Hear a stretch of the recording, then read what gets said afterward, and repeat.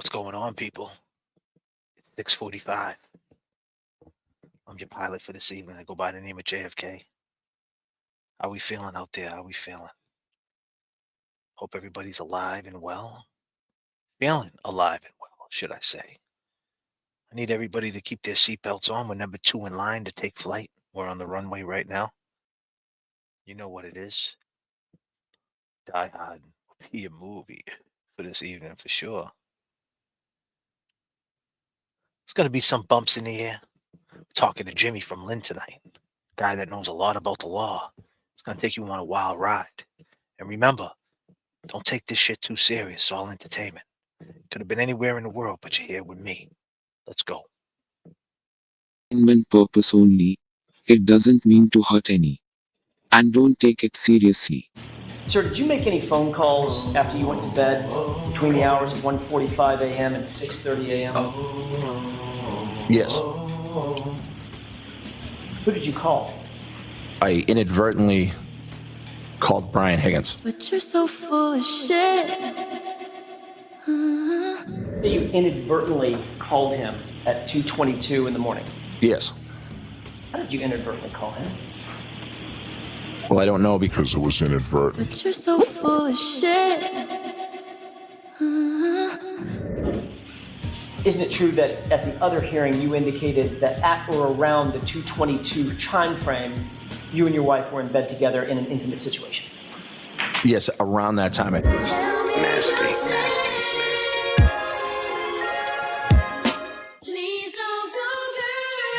need everybody in the chat to sing the song with me.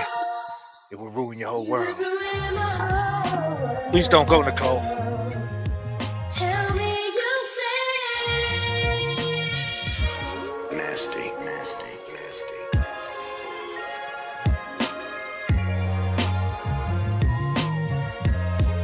Ready for takeoff. Put your seatbelts on. We know what really happened, don't we? Yeah, we do. We know what really happened. Never ever go away. I love you.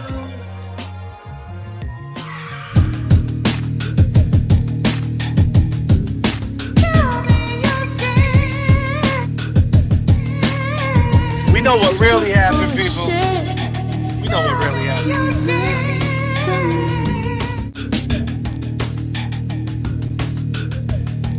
What were they really doing, huh? What were they really doing?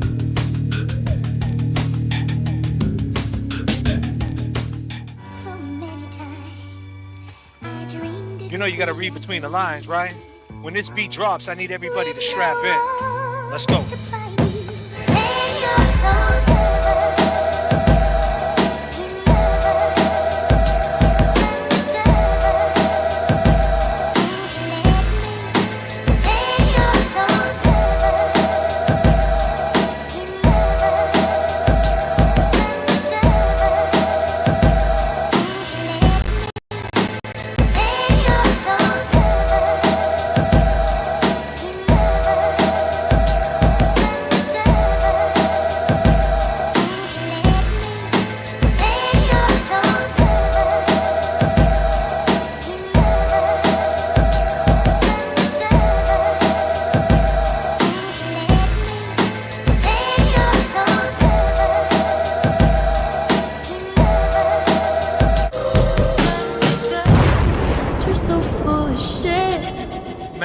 We know.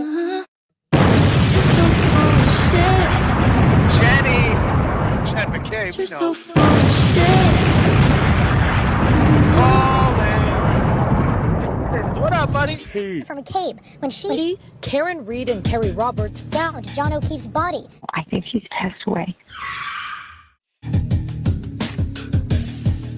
Got him donuts. 6 Fuckery donuts. Donuts. I've been doing it there 2 years. I responded some of my questions. Defendant responded. Okay, which? Ask again. I said, nope, tricks are for kids. For kids. It's showtime.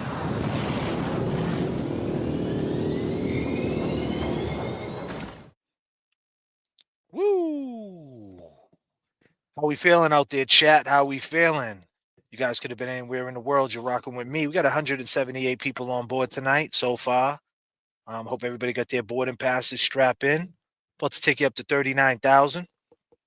Got a special guest with me tonight. His name is Jimmy, James, but we'll call him Jimmy T. From LYNN, Massachusetts. This guy been through a lot. I need everybody to throw their peace signs up right now. Throw their peace signs up for my man Jimmy. Make him feel welcome. Chat. Peace signs up for Jimmy. He might be a little scared backstage right now. We're gonna make him feel real welcome here at Fuckery Donuts. Yeah, we got some peace signs, Jimmy. Oh yeah. And we're gonna take him up. He's gonna be the co-pilot for this evening. Jimmy T, what up, buddy? How we feeling? Let me unmute you. Peace, everybody. How we fit? How we feeling, buddy? You good, man? Yeah, we good. What's good. What's Just good, hanging man? out. We're just hanging out. We got 212 people on the check-in. Stay over here. We got Peaches says welcome, Jimmy. How you doing, Peaches? Good evening. Welcome, Jimmy. Proctor's what is that? Proctor's Warden. Welcome, Jimmy. Hey, Jimmy. Nothing but love for Jimmy tonight. Nice. How you doing, guys? Thank you for having me, man. Absolutely. And just to start this off right, Jimmy, where do you come from, and what is your stake in the Karen Reed case? Why did you even get involved in the Karen Reed case? And what is your, what drew you to the case? Well, I like legal, watching true crime and all that, and I don't know, it was a popular case. I started following it, and things just weren't adding up. They weren't adding up, and I was like, one of those waiting for the trial, watching the pre-trial motions and all that, listening to her lawyers, and just nothing adds up, nothing. So it's just like it caught my attention, and I just pushed everything else I was watching aside and just got like really into that, And it's just it's like glue. It glues you to the screen. That case, She's innocent. She's innocent. So have you seen a case like this ever before? I don't think so. I don't think there's a case similar to this in Massachusetts where she was actually framed, and you can actually see the frame. You know what I mean? You can actually see that she was framed. So now you had your running with the laws in the past. You're from LYNN, Mass, correct? Where I'm from, we're from. Yes, sir. Yes, sir. LYNN, Mass. So how long have you been, dealing with the Commonwealth of Massachusetts? Jesus.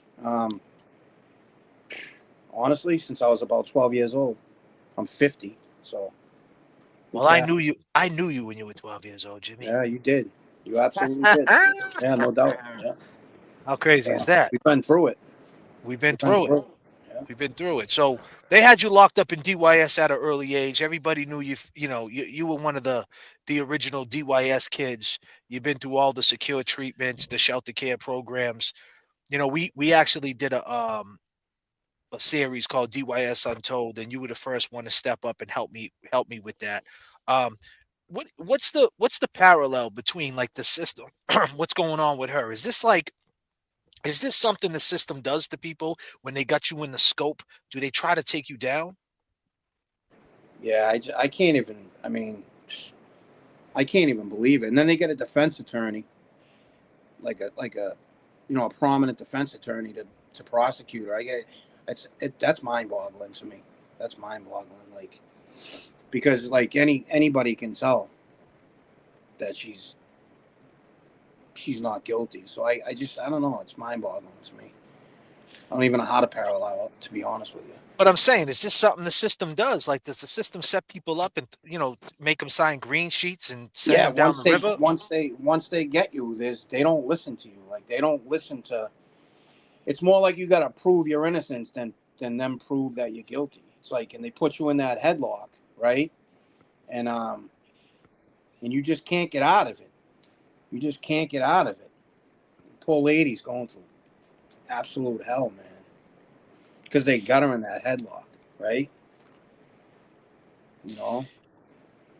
Peaches, So, thanks for the membership. I appreciate it. She gifted one membership. Jay, Appreciate she's that. she's can you hear me? not going to go anywhere until the jury finally acquits her. I believe they're gonna. They're probably gonna. James Jackson on the check-in. Everybody give it up for James Jackson, the co-pilot. What's up, What's up, James? everybody? What's up, What's Jimmy? going on, buddy? Chilling, my man. Nice. Nice. You can hear Peaches me with good? another membership. I can hear you. I can hear you pretty good, and I didn't think you sounded bad last night. But other, some Yeah, people some have people complaints. Yes, I seen some You people sound saying good to some me in things my too. ears. Bro, I watched the what do they call it? What do you call it when you watch it again? The replay crew. Oh, the replay. Yeah, I was on the replay crew this morning watching it, and I could hear you fine, bro. That mic actually makes you sound better. Good. I Thanks, thought Jimmy. so. I think in the truck, anyways. In the truck.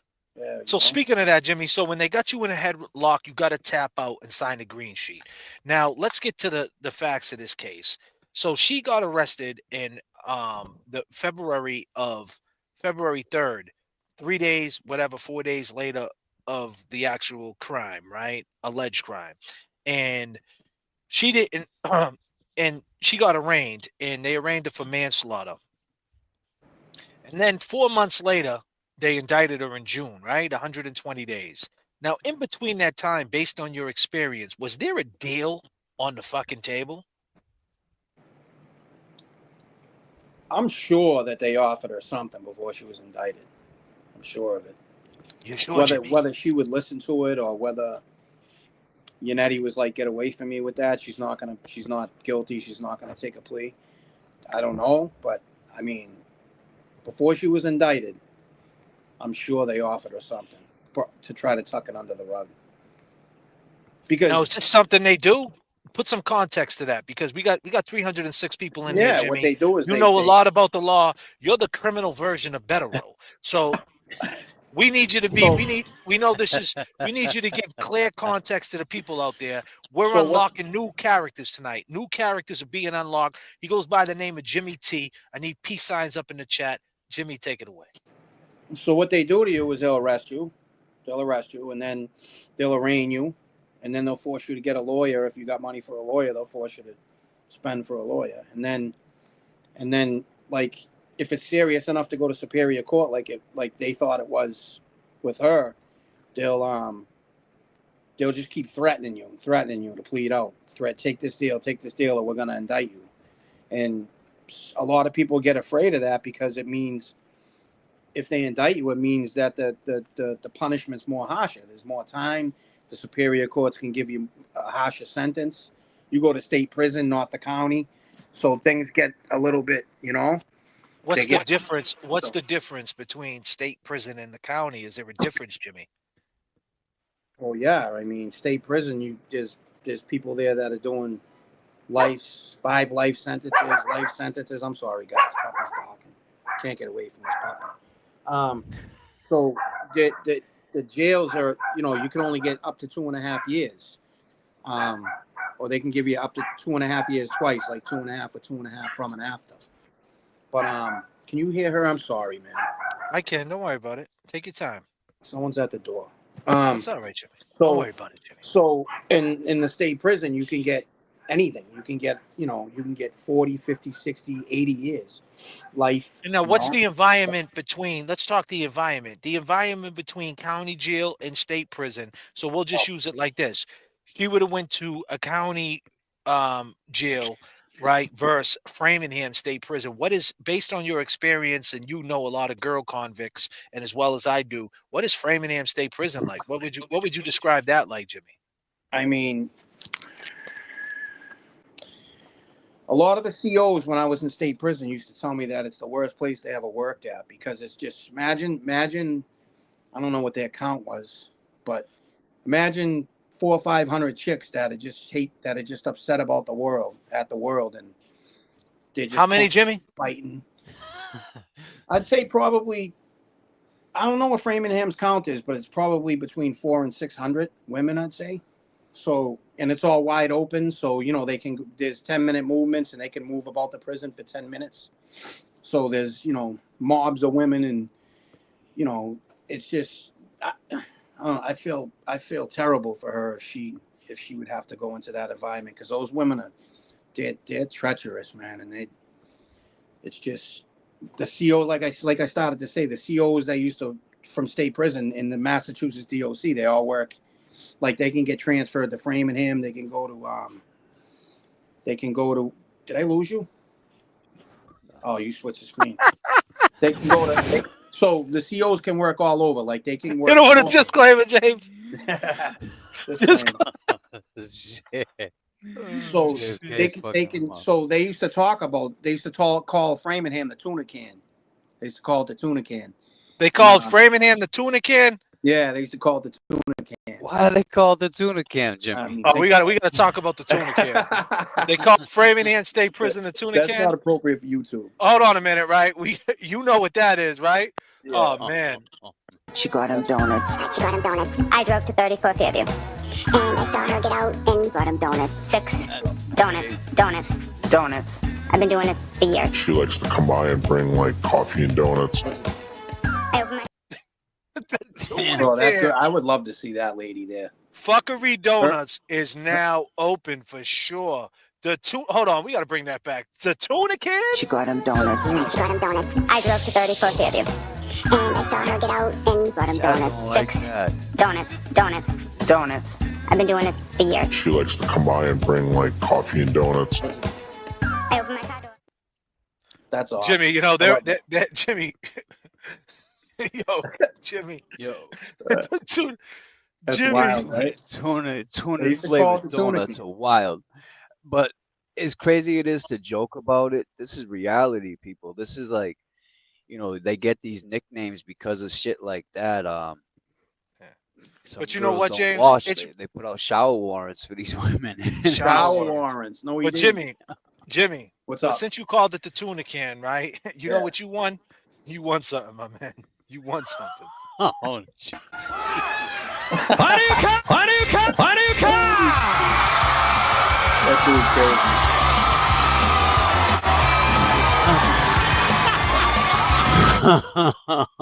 That dude's crazy. That's funny, man. That's Fuckery Donuts, man. We're bringing it to you live. So Framingham State Prison. Hold on a minute. I gotta take it back up to 39,000, James. Take the wheel. We got turbulence in the chat. Oh man, the tuna can. That's funny, right? Shit, Jimmy. Yeah, they used to really call it that. So Jimmy, let me ask you this. Let me parallel off that, segue off that, should I say? So if she would go to the tuna can, right? Yo. Disclaimer. Oh, you gotta calm the fuck down. Oh man, you gotta calm the fuck down, Jimmy. It's only been 18 minutes. You're already calling it the tuna can. You gotta get us banned, bro. That's funny. Holy shit. But listen, so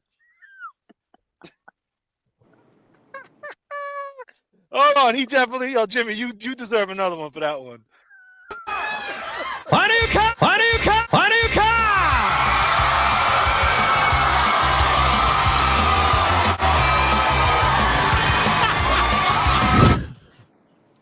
Oh fuck, man! Damn, I'm trying to fly this flight, man. Woo! Be in the Hudson. Unable. So Jimmy, if she would have went to with that being said, with that type of dialogue between her and Yannetti, like, listen, you're gonna go to Framingham State Prison. They're gonna indict you. They're gonna smoke you up. Or now, keep in mind, she got all these health problems, right, Jimmy? She got no colon. She got MS, and she got a brain tumor. You know what the saying is, right, Jimmy? You know more than anybody. If you're hurting, what do? They give you a Motrin, right? That's it. That's all she's getting. She's not going to get. Tell you to go lay down, man. Give you a Motrin and tell you to lay down. So she's not going to get no help. So I'm sure they could have sweetened the deal and said, listen, we can get you in a county prison in the right infirmary or whatever, and we can get you the right treatment for your your health issues. And they could have sweetened the deal, right? If she took the plea. Is this something that they would do if they're really looking just to sweep this under the rug? Like, what's your opinion on that? Accommodator. I mean, the county jails aren't too much better with the health care, but could they send her to a place though? Like if she does so much time, like how much time do you think she would have did in the county? Like would she be out by now? if she would have went to the county, you think? Yeah, probably. Yeah, absolutely. Well, you see Parole in half, right? She has a good background. She's never been arrested. She doesn't have a criminal record, so she had a good chance at parole. Although they don't like drunk drivers, they don't give drunk drivers parole. And if she pled guilty, she would have had to plead guilty to that too, right? So she would have been kind of in trouble there. But that's a real good point, Jimmy. These days with the good time and all that, yeah, she'd definitely be home by now. Yeah, definitely. Yeah. I sat next to a woman back in 2016 on a flight from Chicago to Salt Lake. I never forget when she got up mid-flight and after we landed. Jimmy T, I haven't thought about that in years, dude. The tuna can. Oh, Jesus. The tuna. Yeah. So this possibly in that 4-month span, there could have been a plea on the table. And anybody that was guilty, right, looking at a 2.5, right, or maybe let's say a 5-piece chicken McNugget, a 2.5 with a 2.5, like you said, 30 months she sees parole. She would have already seen parole. Even if she didn't get it, she would wrap it within what? Like she'd wrap it within a 4-piece, right? So she'd be coming home. She'd already be in a minimum for sure, or like a work release or something like that. Yeah. She would have went to what's it, Denim? I don't know if they got women's. So she probably would have came to out around like our way. Like she might have went to like Salisbury. They got a good minimum for women out there. You know, so she would have went there. She probably would have went to pre-release, and because they do accept women from other counties, I think there. But yeah, when you hear would have been behind her. When you hear Karen do these sound bites, Jimmy, let me play a sound bite for you. With Karen, I just want you to give your honest opinion about these sound bites, because you know that Hank Brennan is going after these sound bites, right? At what she said, he's going to be bringing all these recordings up. I'm gonna play one for you. You tell me what you're feeling about it. I said, could I have hit him? Did I hit him? How could that have been? I mean, you dropped him off at the house. I don't know what else could have been. It was howling wind. I had YouTube blasting on the stereo, and I thought, did he somehow try to flag me down, which was the reaction I was hoping to garner as I slowly pulled away from the house. Did he come out and maybe trip or bend over to pick up his cell phone, and I ran over his foot? Damn, Jimmy, that's a lot of shit right there, Jimmy. Jimmy, hold on, I got to bring it back. As I slowly pulled away from the house. She slowly pulled away. That's a nice adjective, no? Did he come out and maybe trip or bend over to pick up his cell phone, and I ran over his foot, and then he passed out drunk? I mean, I didn't think I hit him, but could I have clipped him? How could that have been? I mean, you dropped him off at the house. I don't know what else could. How could that have been? Hold on, pause you dropped him off at the house. What else could have held? So we got to remember, she did have some drinks, like you said before, like she could have been in a blackout. Now she's seeing him laying there, she's charged with this, and she's going through everything in her head. What could have happened? Like what might have happened? And so I really don't think a reasonable mind could say that those are incriminating statements, no matter how he wants to twist it. Like she's explaining that she's going through what could have happened in her head when something tragic happens. You're like, damn, how did that happen? Like, could I have hit him? You know, and they're taking it and saying that she's saying I hit him, and they're lying. They're absolutely lying. I don't think this lady would run around screaming I did it. I don't think she's not a criminal, but I don't think she's that naive to run around screaming that to all the cops and the ambulance people, and like that's just so my point is, like, she's going through. I'm sorry, James, go ahead. No. I was just gonna say, I get what you're saying, but she said it on Dateline, man. She did, but she's not. It's you can kind of like Yannetti and Jackson and them can kind of explain it away. I think she needs to testify, to be honest with you. Well, she has to speak to that. She has to speak to it. No, the only person that can speak to that. Everything you're saying is what she would probably say, like paraphrase. Right. She would say it. Right. And the way, like, her facial expressions. But at the end of the day, I mean, the guy said it right, though. I mean, and disclaimer, everybody, disclaimer. Because, for all you new subscribers out there, disclaimer. We always get slack for this. We're talking in the replay crew. Rewind it. We're talking from the perspective of Hank Brennan. We do not think Karen Reed is guilty. Not one bit. We're not on the fence. We know she's not guilty. We are speaking from the mind of Hank Brennan. How Hank Brennan is going to take these sound bites and twist them and turn them and try to make a jury believe this is her basically telling a confession.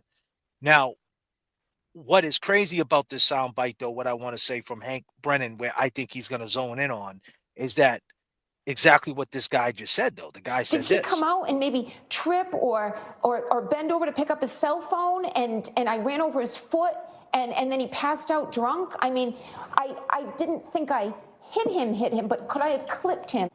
How could that have been? I mean, you dropped him off at the house. Now, keep in mind, she said she seen him walk through the door. Now, that's the main thing we're talking about, Jimmy. Go ahead, James. Go ahead. You take it away. James. No, she said that on another interview. You're absolutely right. So he's gonna put all those sound bites together like a mixed CD. We said like a mixed album, like a reel, like a TikTok, a reel. And I mean, if you seen him walk in the house and then you drove away, why would you think you hit him? Right. So, guys, like this. I'm just saying, Jimmy. Based on the okay, so let me put some context to this. So, what my question was? Yeah. In the courtroom, Hank Brennan's got everybody paying attention to that dialogue. You seen him walk in the house. How'd you see him hit him? The jury's listening, right? Yeah. You're in that courtroom. You've been in a situation when you're in the courtroom. The outside noise don't matter. I don't matter. You don't matter. The 500 people outside don't matter. When you're in that courtroom, can anything happen in that courtroom? Can it change? Can the energy change and go against Karen? Are you scared? Are you worried? Because you're saying any reasonable person, but what if the energy's just off in that Superior Courthouse? What could happen? If the energy's off, then she's got a good team of lawyers. They have to explain it away, man. They have to like give them, like, put the context to it. You can see a district attorney can play pieces of things, but a good defense attorney is always going to say, no, play that whole thing. You know what I mean? They're going to say, play that whole thing, not, Your Honor, we don't think that he should be allowed to put that on replay. Like James said, TikTok. It's just never going to, I'm telling you, it's not going to be allowed. They're not going to be allowed to do that. Not without. It's a good question for Bettero, too, next time you talk to him or anybody, you know. Not without the defense attorney saying, hey, play that. There's context there. Like, you know how Is there context, though? Huh? Is there context, though? Well, the context is the rest of the rest of what she told Dateline. You know, that whole interview. That's parts that they cut out, correct? Yeah, but she never. But okay. So what do you think? So what do you think when I play this right here? Do you think, James Jackson? You know what I'm going to play, right, James? Take him to the waterfall, get drunk real quick. Oh yeah, let's go. Couple Stellas for the fellas. Couple Stellas for the fellas. Do you think that this video right here, right, right, Jimmy? Yeah. Now we clearly see what's going on here, right, Jimmy? What do you see? Yeah, they're being like, they're talking about they have a problem with somebody. No, not with somebody. It's not with somebody. Yeah, no. Well, I'm just saying, like, just looking at the video. When you take the story away from it all. When you're just looking at this video, right? If you come in the other manager the next day watching your thing, you could see that these guys are having a problem with somebody. It looks like they're over towards the bar area. Does that look like they're far from each other, Jimmy? It does until you guys did that video. It looks pretty far, doesn't it? It does. You made it a great point when you guys went to the waterfall. That was phenomenal. Now you see where Higgins is sitting with that sweatshirt on, right? Yeah. In my video where I'm sitting, I'm right at that door too. Yeah. And where John O'Keefe, where he circled in the right, where the arrows pointed to him. Yeah. In my video, that's where James was sitting. That's how close it really is. So, and everybody should have been able to hear that, whether the music was on or not. Whispering. It wasn't the whole song, right? I mean, I don't think there was music playing at Wow. that They're, point. they're arguing with John clearly in there. Higgins has a problem with John clearly in that video. And John's over there saying, yeah, whatever, you maggot. And then he's probably thinking, all right, excuse my, I can't even say it, but, like, all right, then you want to get it? Let's get it, And Higgins leaves and maybe like, dude, I think you're dead on about the car. I think they were arguing when they were going over there. I think she didn't want him to go over there for all the same reasons that you said. Like when you first came out, when you first started saying that, I was like, I don't know, how can he think all this? But then when you really watch the waterfall video and you think of all the things that were testified to about that little, whatever you want to call it, with her and Higgins and John, right? John was kind of onto them. He didn't want, like, he was figuring it out kind of, and he might have figured it all out that night. Someone might have let the cat out of the bag, man, and they might have like, yeah, bro, I think you're dead on. I think you're dead on, and I think that's how it happened. And I think that little Colin dude, like, was acting like a teenage punk and probably hit him with something. Now, let me just back you up. We've seen the waterfall video. What do you think? Now, at the end of, so you just seen the waterfall video. I'm going to keep backing you up and get to the point. People, bear with me here. All right. So we've seen that video right there, but I want you to see this video right here before I get into the question I'm about to ask you. I'm going to take you inside the court. I'm going to take you, the question I'm going to ask you is all about the courtroom, about the new line of defense, how they're going to go at this. And the, I mean, it's going to be like basically the same, but the defense, but they got that piece of footage now I think they're going to ride with. So Other place that John could have been, and that's in the house. Exactly where the Apple Health data places him. So it all fits. And Ryan was right behind her, remember, staring at her taillights, undamaged, brightly lit. That brings up another difficulty for the Commonwealth, and that's their star witness, Jennifer McCabe. You'll recall that Jennifer McCabe claimed that she was looking out the door, staring at that SUV over and over and over again from 12:29 to 12:50. She was very specific about that time frame. But we know that the SUV was gone from 34 Fairview by about 12:30. Had to be in order to connect to the Wi-Fi at 12:36. So unequivocally, Jennifer McCabe was lying about watching that SUV, and it makes you wonder why. And to add to that deceit, she was also blatantly lying about the calls to John's phone. You remember that colloquy back and forth. She said that every single one of those calls to John's phone during that time was a butt dial, or was someone looking for John's phone. Let's talk for a second about what actually happened in the time leading up to everyone going to 34 Fairview. Brian Albert, Brian Higgins show up drunk at the waterfall. They'd been drinking in the afternoon.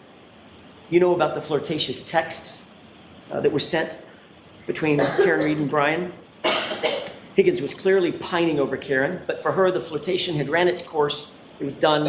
She was happy and committed to John. You could see that in her actions with John that night. Brian Higgins, however, you can see in his actions, he wasn't quite so satisfied and he wasn't done. His text message, well, meaning, what the hell, Karen? What about me?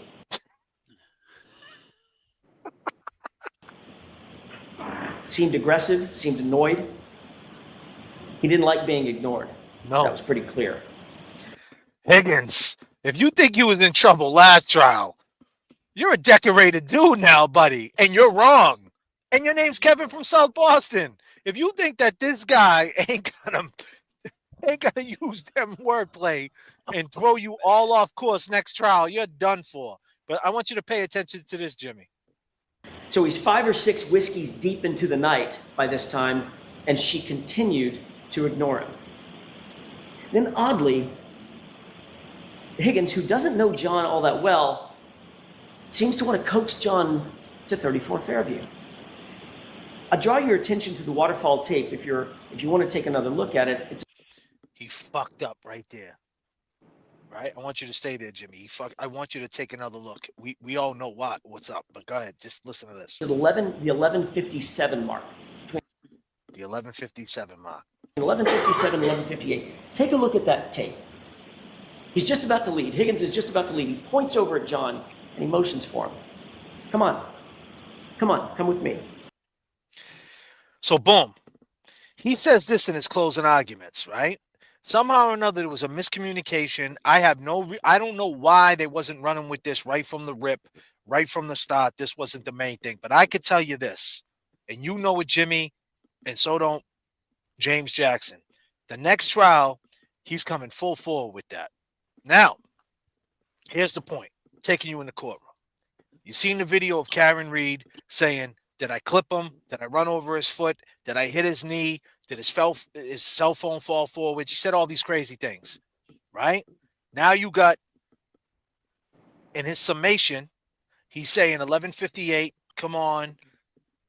He said 12:20 text, are you coming here? 11:32, I'm well. He's showing that there's motive, that Higgins was trying to get him over there, and plus the problem they were having at the door. Now the problem is what me and James is saying. Through all these Dateline sound bites,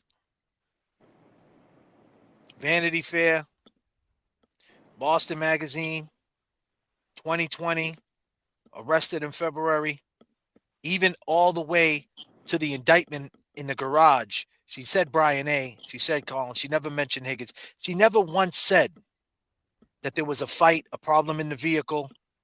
She never once said that John got out the car with any anger. She never said none of this. So yeah, the sound bites they can use, like you said, and put it into context. But the main thing that they're going to come in and say, you heard James Jackson, uncle, say, go back and take a look. But we know they can't go back and take a look because Massachusetts don't let you do that. So he played himself. But you know now that he's going to drill that in their head. Look at that video. But the problem is, Hank Brennan's going to say, well, guess what? That's real fucking cute that they're saying there was an issue.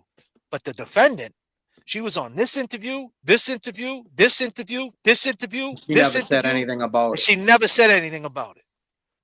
Right. And she was in the car with John.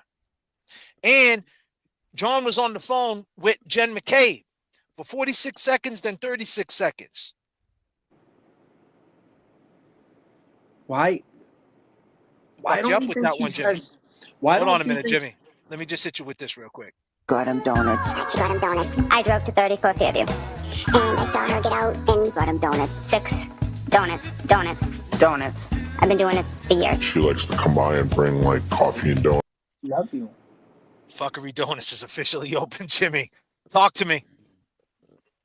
I don't understand why she hasn't came out and said that, like, you know, things got a little hectic in the car. I don't understand that. She needs to. I don't understand it. I don't. Does she feel like no one's gonna believe her now? I don't know.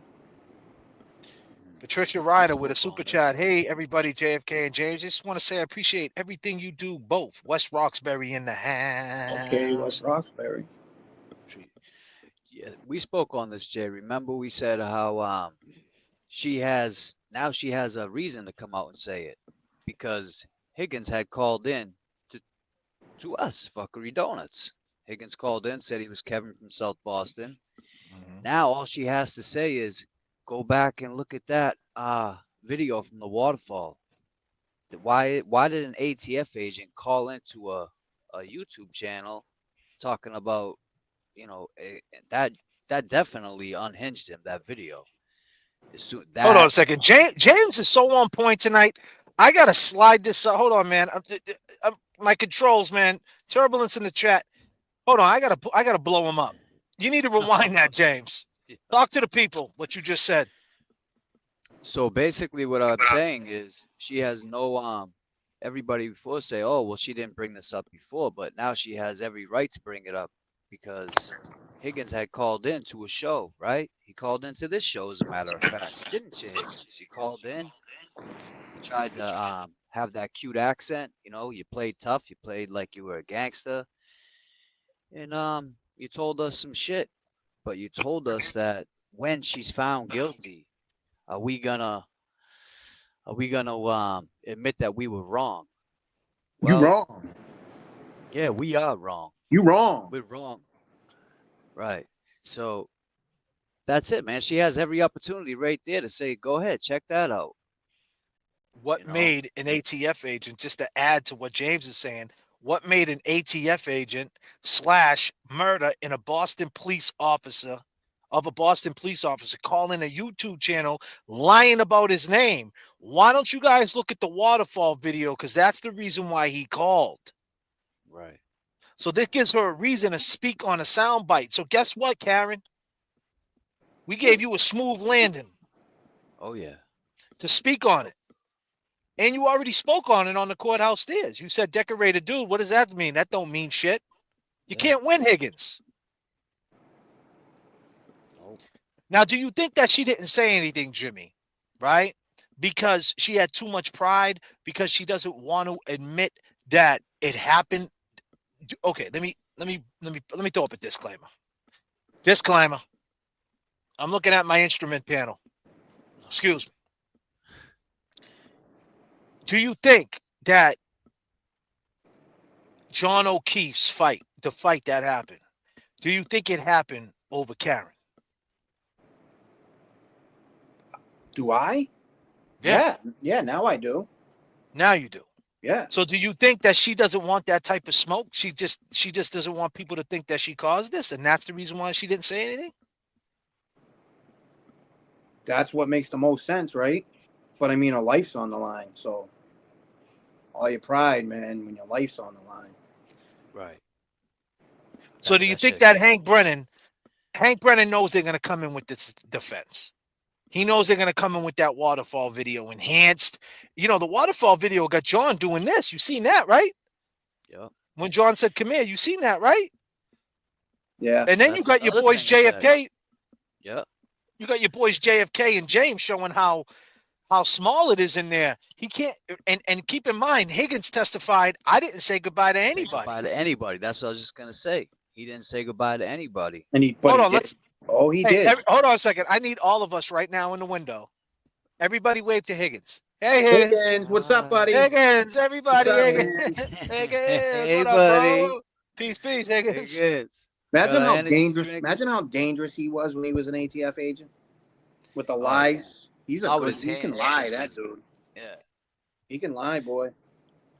So now he's going to get on the stand and everything. So how does that work? If he was on the stand before, I'm just going to ask you something I already know, but I want you to speak to it, Jimmy. If he was on the stand already, can he change his testimony? They're gonna go back to the transcript and they're gonna say, well, first they're gonna say, ask him. They're gonna get him to admit what he said last time, and when he can't, when he's trying to push that off and saying, I don't remember, as soon as he says he doesn't recall, they can bring in a report, transcript, whatever, you know, or he has to admit that he said it. If he admits that he said something contradicting what he's testifying to now, then they can't show him that prior testimony from the prior trial. But if he says, I don't remember, or if he denies saying it, they can say, okay, well, will this transcript refresh your memory? That's how they get at it. So I'm Alan Jackson and you're Higgins right now, and I say, hey, in the last proceeding, right, or whatever, how he's gonna word it, you testified that you didn't say goodbye to anyone, and you turn around as Higgins and you say, and you admit to it, and you say, yeah, I didn't say goodbye to anyone. And if he turns around and says, let's play that video real quick, what do you think, Higgins, if you're Higgins right now, what do you think your response is going to be with doing this? What do you think he's going to say? He's going to say, oh, that's not goodbye. I was leaving. I was pushing people away from me leaving. I didn't say goodbye to anybody. Well, he wasn't saying goodbye. He was saying, come here, let's fight. Yeah, but I'm just saying, what was he doing? What when he asks us, well, what was it? What do you think? What exactly were you doing? What do you think Higgins would say? I don't know what he can say to that. I mean, the picture speaks for itself, right? They say a pitch is 1,000 words, better than 1,000 words or whatever. So, you can't really what you're saying, you think that it would be good for my uncle to have JFK and I sitting in the back row, so when Higgins testifies, we can do one of these. You're Higgins. wrong. You wrong. Where Oh, is Kevin man. from South Boston tonight, anyways? Don't people usually say it's Kevin from Salty? Yeah, now that it's running Anybody wild. from South Boston doesn't say they're from South Boston. They say they're from Salty. Boom.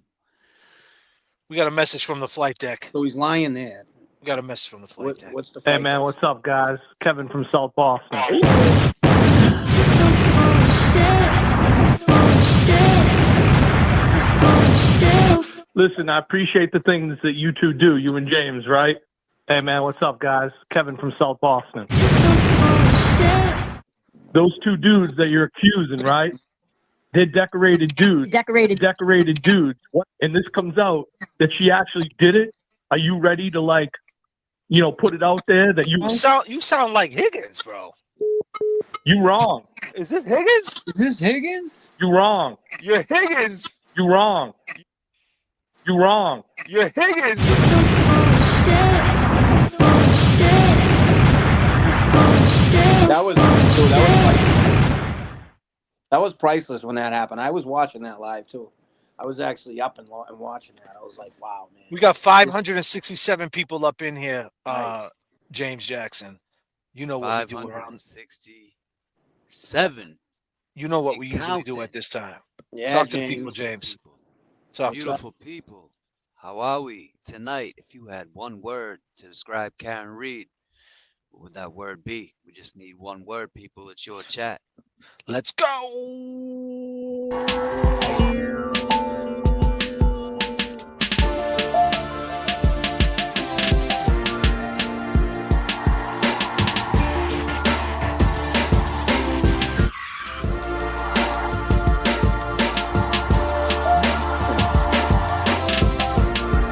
Brave, free, innocent, patient, trained, badass, innocent.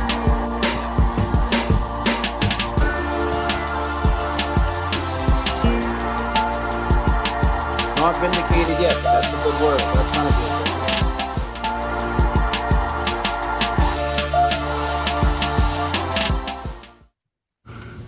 The doors out. Kick the cockpit door down.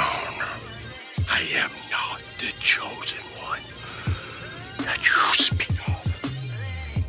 I am not.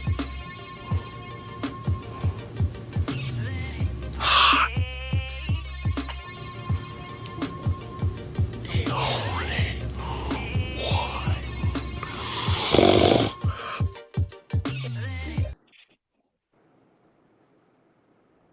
Fuckery Donuts is officially open. Hey, You know, Jeff, someone hey. just Oh, go ahead. asked a question. Someone just asked you a question, Jimmy. Can they What's bring that? up the old? Can they bring up the old trial in the new trial? Can they bring it up? Well, Can they say in a prior trial? no, they can't. They can say in prior testimony, did you say this? And it's only if they say If the door's it's only open? if they deny what the defense attorney's trying to get them to say, or if they say they don't recall. Then they can say, well, previously, did you say that? No, the jury can't know that there was a previous trial. They can't. They're not They'll do supposed to. like they did with the feds. How they did with the Right, feds. how they exactly. They'll hide it. They'll say just in prior testimony. Under oath. Did you previously testify under oath? Yep. Jimmy, let me ask you a question. If you had one word to describe this place right here, just this place right here, Jimmy. You know a lot about this place right here, Jimmy. Oh, miserable. Rosendale, DYS. That's the John Conley Youth Center, otherwise known as Rosie. 2 years I was there. Imagine. How long? 2 years. 2 years. Well, off and on. Look, I think they got your story up, Jimmy. It says teens escape from youth detention. Was that you? That's wild. I did. I was out for 2 months too. You was I had out a for good how'd you get out? Well, I cheated. I went on a pass. You cheated? Yeah, I went on a pass. I waited till half my sentence was up. I was doing they give you like 8 to 10 months. 12 and open. I heard you say 12 and open before. That was Yeah. for like manslaughter and stuff like that. But I got 8 to 10. You got a 12 and open. I know you got a 12. No, I got an 8 to 10, but I turned it into double a 12 and open. Oh man, Joe Cannavale loved you, Jimmy. Man, he was always locking me up. He was all dude. Listen. I took a ride with Joe Cannavale. Remember he had that little Nissan. Yeah, the little silver one. The little silver. Yo, it was the Sentra. Remember? Yeah, it was the Sentra. Yo, Yeah. we took that ride. I got locked up in Greenfield, so I had to take Yeah. the ride with him to the program. A 2-hour ride. The whole ride, he was talking about you. Really? This kid Jimmy don't learn. Stay away from him. He runs. He runs. He liked you though. He liked you. He said, I like Jimmy, but every time I put him in placement, I put him in Peggy's house. I put him here. I put him there. He just keeps running and running. Now you're mixed up with him, and Wayne's mixed up with him, and you guys just keep running. That's why I'm sending you out here. You can run, but there's nowhere to go. That's what he told me. A big guy. Yeah. There was nowhere to go, man. I was up in the Aquarius house, bro. Where was I gonna go? What's that? All woods out there? It was all, dude. I was in Coleraine, Massachusetts, in Western Mass. What's the name of it? Coleraine, Colrain, and it's on the Vermont line. Exactly. And the crazy thing about, I remember I had 3 tapes with me. I brought the Molly Mal tape.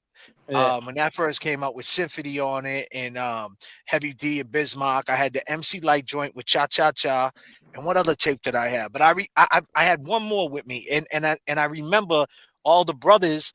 They was rocking the Asics, the Springfield kids, and we had the Adidas and the Jordans or whatever. But yeah, man, it was wild up there. I ended up staying. It was 75 days. Do you remember that time we were when we were like, I think that was the first time I ever went to Rosendale. We were at the Danvers Mall, and I had just grabbed those. Remember the Jordans when they first came out? I grabbed them from Olympia that day. No. Remember the red and white ones? Yeah, you grabbed the red and white ones. You grabbed the red and you grabbed the flights, the red and white. They weren't. I don't think they were. I think they were 89 flights. Yeah, but I gave you a pair of Jordan 3s. They weren't Jordan 3s. We went inside Service Merchandise and we were doing the swap, and the Air Maxes just came out. So I grabbed the blue with I think they were the blue ones. I grabbed the blue ones, and I was going to put the Jordans, the 3s, which is now they're the 3s, but back then they were just Jordans to us. I was putting the white and blue ones in the box, and you were like, nah, let me get those. And you put them on, and that was it. I remember that.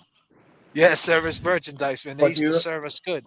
Do you remember when I got those out of Olympia, though? And I never seen you again for probably 8 months. That was you got.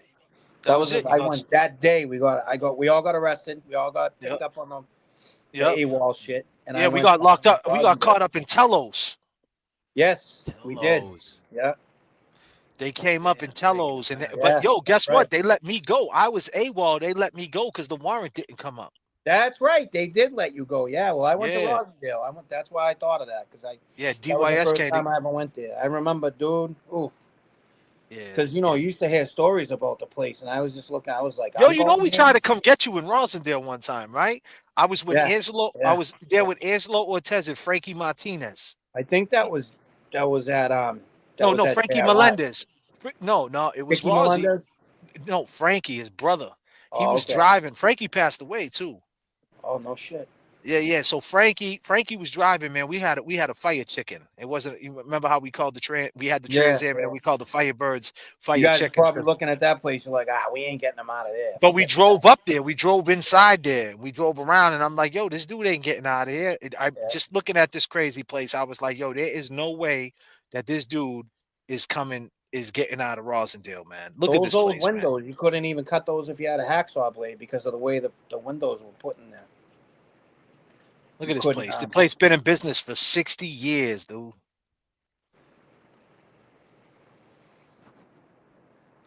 The trauma, man. The trauma. So if you're looking at that building put that back up. Yeah, I'll put that back up. Shit is wild, bro. So on the right side, when you're looking at it. Let me see. I got a bunch of them right here. You show me. There's me right there in front of it. Look at the Holden right there. Remember the phone in there? I blow this up. I can't even blow this up. I can blow it up. Hold on.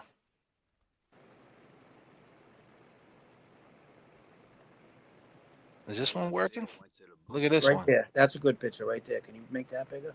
I got the whole thing walking. I got me walking in this bad boy. So behind, if you're so Look at so this. look, Got him coming out the cage. so looking at it, right? Looking at past you and looking at the building on the right side, on the second floor. There's not the top floor. That was Charlestown unit, but under that was, they called it Conley Detention Unit, CDU. I was on that unit for about 8 months. And then if you get your secure treatment time is to stay in Rosendale, that's where Joe wanted me to stay there, because he didn't want them to transfer me anywhere because they knew it was a chance I'd get away. But if you walk across behind you, if you go from the right, from our right, looking at it across straight, like in the middle there, that's the game rooms and all that. Yep. And then on the left side of it, that's where I did the treatment, secure treatment. They call it CTU. And then above that, they have BST, which was Boston Secure Treatment. That was for all the bad kids, like the murder I don't want to beefs. say it, but well, the murderers and Skin the beefs. skin beefs. They were up there. So that building. And then downstairs there was a pool. Like in the back of the building, there was an indoor pool. The water was nasty. Yep. And then like all the wood shops and everything are down there in the school. Well, yeah, that place was terrible. There was roaches in the cells. There was no running water in the cells. It was terrible. That was terrible, that place, man. Yeah, a lot of lonely, dark nights in there. And you had to get like to a certain level to get a TV, and then it didn't come in anyways. You had like 2 channels. But it was You terrible. could see this, right? You could see this on the screen? I can see it, but it's very small. I can't blow it up. Can you see it? You see like 6 different little boxes. Oh, it's not sharing. Let me see what's sharing. Which one? Hold on. You walking, you mean? Oh, that one ain't sharing? Hold on. Nah, it's off to the right. Let me see. Can you see it now? Really, Stephanie, that's cool. You can see it? No. Yeah, you can see it now. Hold on. Yeah, you can. Watch. Just gotta press play.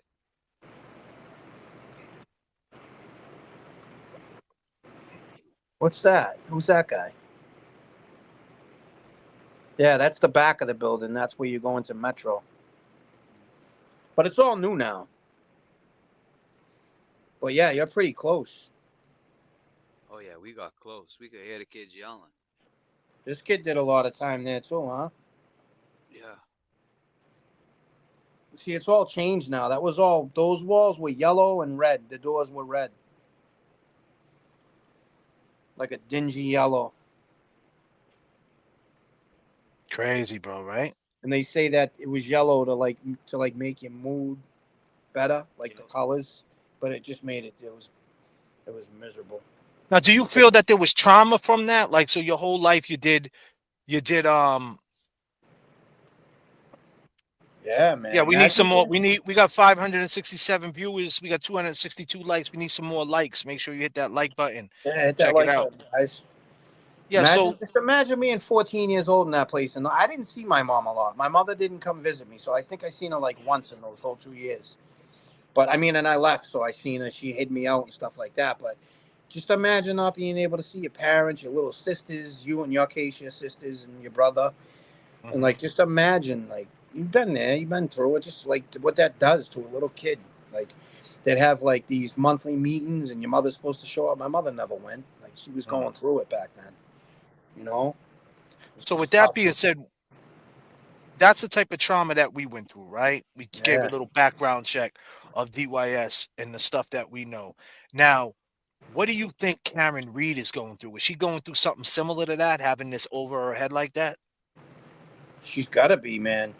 Imagine she wakes up in the morning, she's like, oh, this case. Every day, it's got to be the first thing on her mind. She's not cut out for that. Right? No. It has to be. It has to be and then she turns on, like, YouTube, and it's everywhere, and then, like, she's got to be suffering, man. Just, I mean, with it on her mind, you know? But she looks fearless, and she looks like she's ready to go again. So do you think it's going to make it all the way to April? Do you think this is going to go a second trial? I do, because Brennan, look at him. He's going at her like a pit bull, bro. He's making Aaron Wiley look stupid.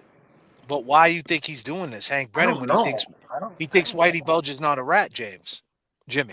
I think he wants one win before he retires, and he thinks he's going to get it because the Commonwealth usually wins, right?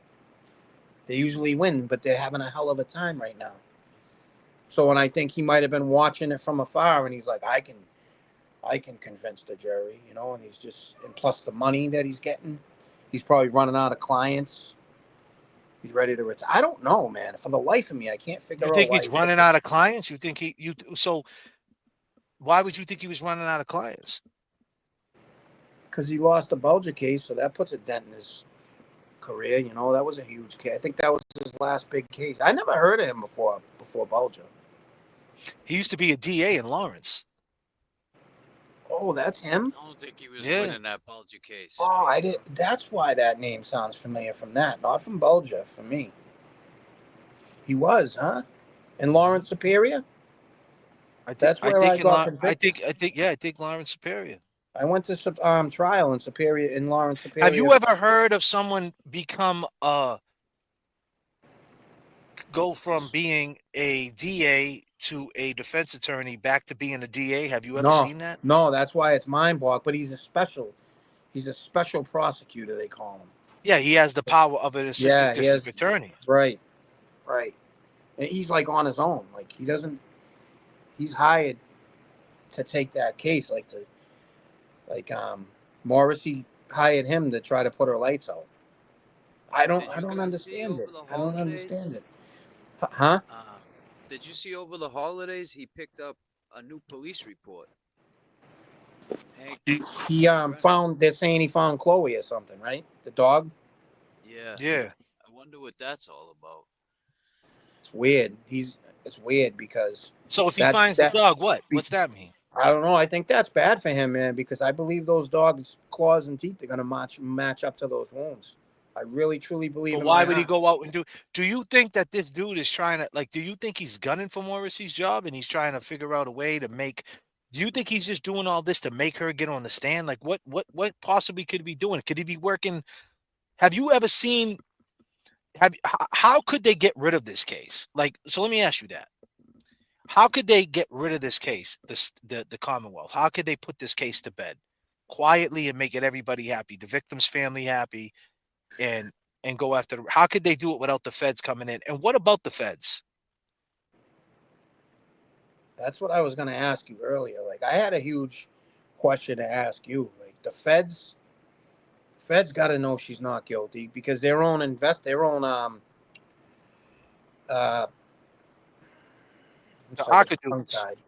yeah, but their own experts, the FBI's experts said, look, she didn't do this. That didn't happen like this, right? So you know about the inverted video, right? That's crazy. That Lally tried to sneak by them. Yeah, of course. Now, why did he do that? There's a reason why he did that, because he had to have known it was inverted. Other than to make the jury think that they didn't go near that taillight, there's got to be more. That was a huge thing to try to sneak by those defense attorneys. They had to know it is crazy. Craziness. Maybe that's the most. Maybe that's why he's sitting to the left of Brennan now. He got caught doing that. And Proctor, there's still a lot on Proctor that they're gonna pull out. They're saying Proctor might not even testify. That's terrible. Or if he does, he's gonna plead the fifth. I don't know. He's not. Do you think he's credible So, but at this point? No, he's definitely not credible. He's definitely not. Exactly. So it's just weird to see someone, like, if they would even have him testify. Have any jurors actually said anything publicly, like really in public? Nah, they're keeping it on the hush. That's weird too. But is there any way in your mind that the Commonwealth can pull the plug on this case? And if they did pull the plug on this case, would they go after Higgins, Brian A., Jen McCabe, and the crew? Would they go after him? The Commonwealth. So if Karen the only people that are gonna go after them are the feds. No, Norfolk County's definitely not gonna go after any of them people. They're never gonna know. In my opinion, they're never gonna go after them. If anybody does, it will be the feds, because unless there's a new DA in town, if there's a new DA elected with different thoughts and different opinions and a different strategy, then that's possible. But on the Morrissey's reign, there's no way in hell he's going to admit that he might have effed this up and then go Real after quick, them. too, Jimmy, like you said, That's my about the opinion. ARCA, Yeah. about the ARCA experts, usually someone like in Karen Reed's situation would have to prove, she would have to pay for experts and prove Right. that. Right. So, And with the feds doing this, do you know that there was a rumor that the jurors thought that the ARCA guys were investigators for an insurance company? So they brushed them aside because of that. So I think it's not fair that Judge Cannoni's not allowing the jurors to know about a federal investigation, and all this paperwork came from what they found. Everything's backwards in this video, huh? You know what I mean? Like, she's not allowing the jurors to know. If last trial, if she allowed the jurors to hear that all this stuff that they're saying, well, in a prior hearing, did you say this? If she allowed them to put it out there that the feds were behind all that, and the feds hired the ARCA guys, the federal government hired them people, I think it would have been curtains. I think Karen would have won, without a doubt. I think Now, do Cannoni you think doesn't is that want her to something win. that they're gonna fight? You think they're gonna fight for that now and just make it even? You think she gonna let that in this time? I hope they do. I hope that if that rumor, well, also jurors came forward to the defense and said that they voted not guilty on the murder charge. Now let's stop there. So now it's in the SJC. Do you think they're gonna drop the murder charge? It's been what, 2 months? Yeah, that's normal. Man, that's really a tough one. You can't really tell by the questions they ask, because they'll sound like they're asking questions that the defense is like, oh man, I'm gonna lose, when really they're not. They give another opinion.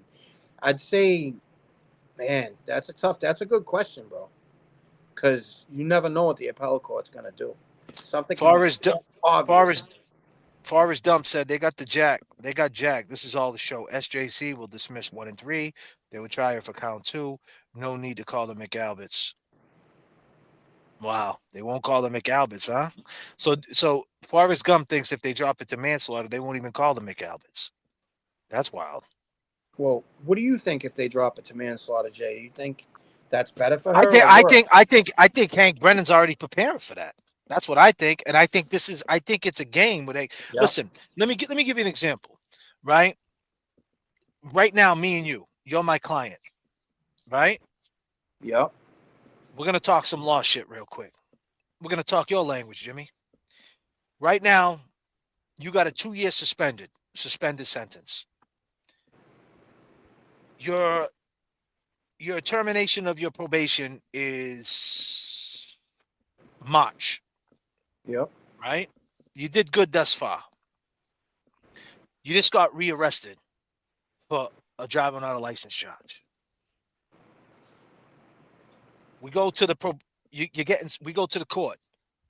You got a bail. You get a little bail. You get arraigned. They either gonna let you go on a personal, or they're gonna detain you. There's no bail on a probation. There's no in the middle, right? There's no bail. So boom, they detain you. You're stressing the fuck out. You're down in the holding cell. Right? What am I gonna do? I'm all done. Right? The whole shit. I tell you, don't worry about it. They detained you for 60 days, 75 days. Why do you think they detained you for 75 days? Now keep in mind, your probation, your probation's about to end March 5th. It's the beginning of, we'll say it's January 5th, right? So 2 months, February to March. They detained you for 60 days. Excuse me, I'm off a little bit, right? You're down in the holding tank. You're stressed out. Oh my God, they detained me for 60 days. I'm being locked up for 60 days. I tell you to chill. Why do you think I'm telling you to chill? I mean, if they did that to me, I'd be feeling like they just wanted to get any amount of time out of me and trying to violate me to give me the rest of the time. That's what Well, would here's the happen to me. I don't. okay, but hold I on, don't but know. peep it. Now I tell you, you say, well, why are they holding me for 60 days? I say, well, listen, you did good up to 22 months, Because right, they're on probably probation, gonna let you out. Yeah.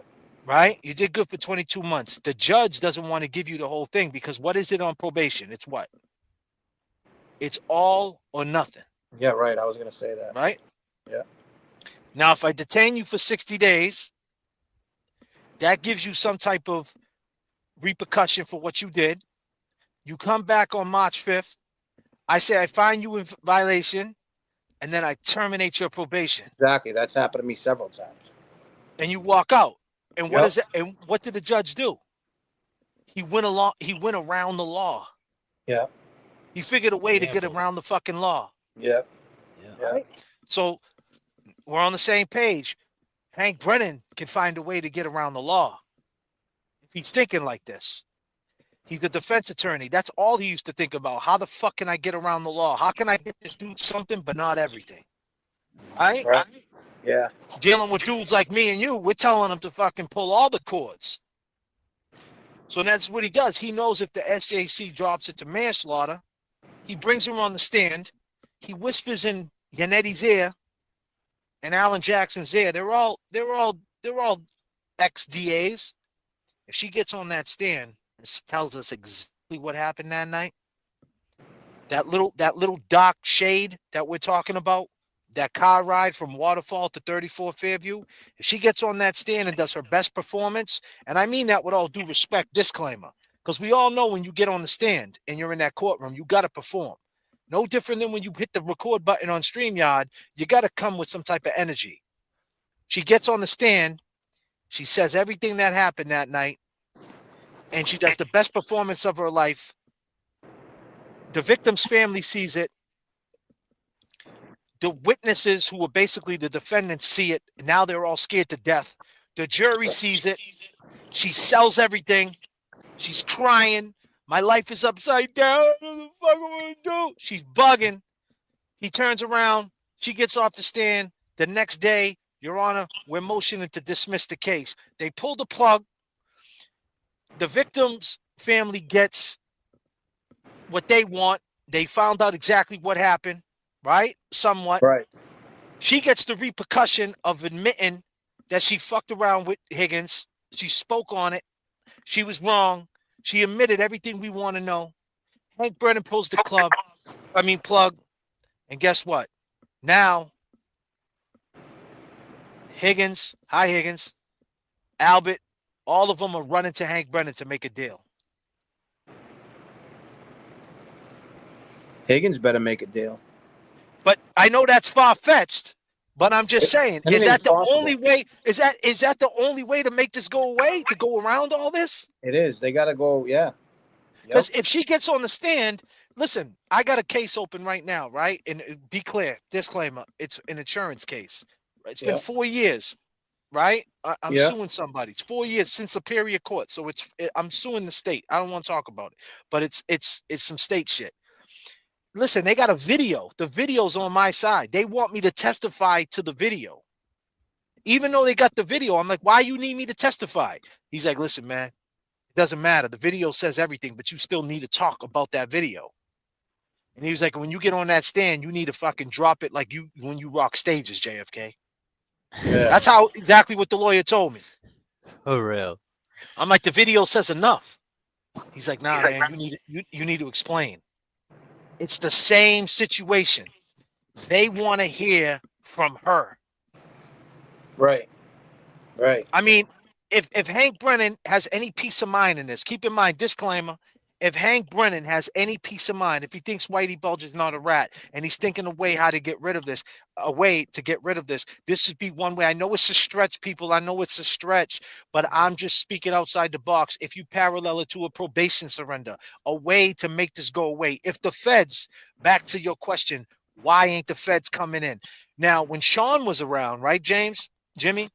Yeah. When Sean was around, he said it's impossible. She's never going to jail. The feds won't let it happen.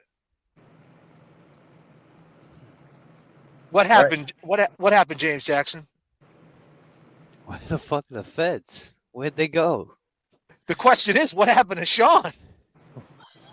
Hold on a minute. Hold on, Sean, is that you? Whatever, yeah, she did that. She got him donuts. She got him donuts. I drove to 34 Fairview. And I saw her get out and brought him donuts. Donuts. Donuts. I've been doing it for years. She likes to come by and bring like coffee and donuts. I opened my car door. Listen, we used to argue with people on this channel. We got love for Sean. I don't know what, Sean's a cop.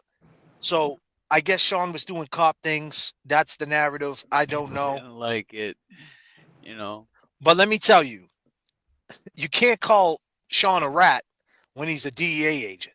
No. That's what he is. That's what a DEA, right, Higgins? You know what that is, right, ATF boy? Yeah. You know. You know how decorated dudes are. You know You how know how the decorated dudes are. What's up with Proctor, man? I haven't heard anything about Proctor lately. He's trying to grow his beard out like me. Yeah, he's hiding out. Proctor's at the casino right now at Encore. Give me fucking Sean. Give us Entertainment fucking purpose Sean. only. It Disclaimer. doesn't mean to hurt any. And don't take it seriously. This video is made for entertainment purpose only. It doesn't mean to hurt any. And don't take it seriously. Don't take it. Calm down. Go ahead. Give me 1 second, all right, bro? I got to get my coffee. Yeah, no problem. So listen, James. Yes. James Jackson. We went through it, right? People were saying there's no way she's going to get found guilty. There's just no way the feds are involved, right, James? Yes, we did. The feds are involved. The feds are. She's untouchable. She's That's untouchable. what I think we heard. She was untouchable. You don't hear that too much no more, huh? No, I mean, it seems like a lot of people are worried now. They're not so much that she's untouchable. But yeah, I see a lot of people say stuff. Sean's good. This, that. We have no smoke with Sean. Like we say, he's a cop. You gotta expect Sean to do cop shit. As far as Karen Reed, he believes Karen Reed's innocent. I believe that. You know what? I'm not gonna cut James. You've been quiet all night. Go ahead, man. Go ahead, man. Go ahead, you know what? Jimmy. You know the one, dude. I actually like that dude. I used to watch him, right?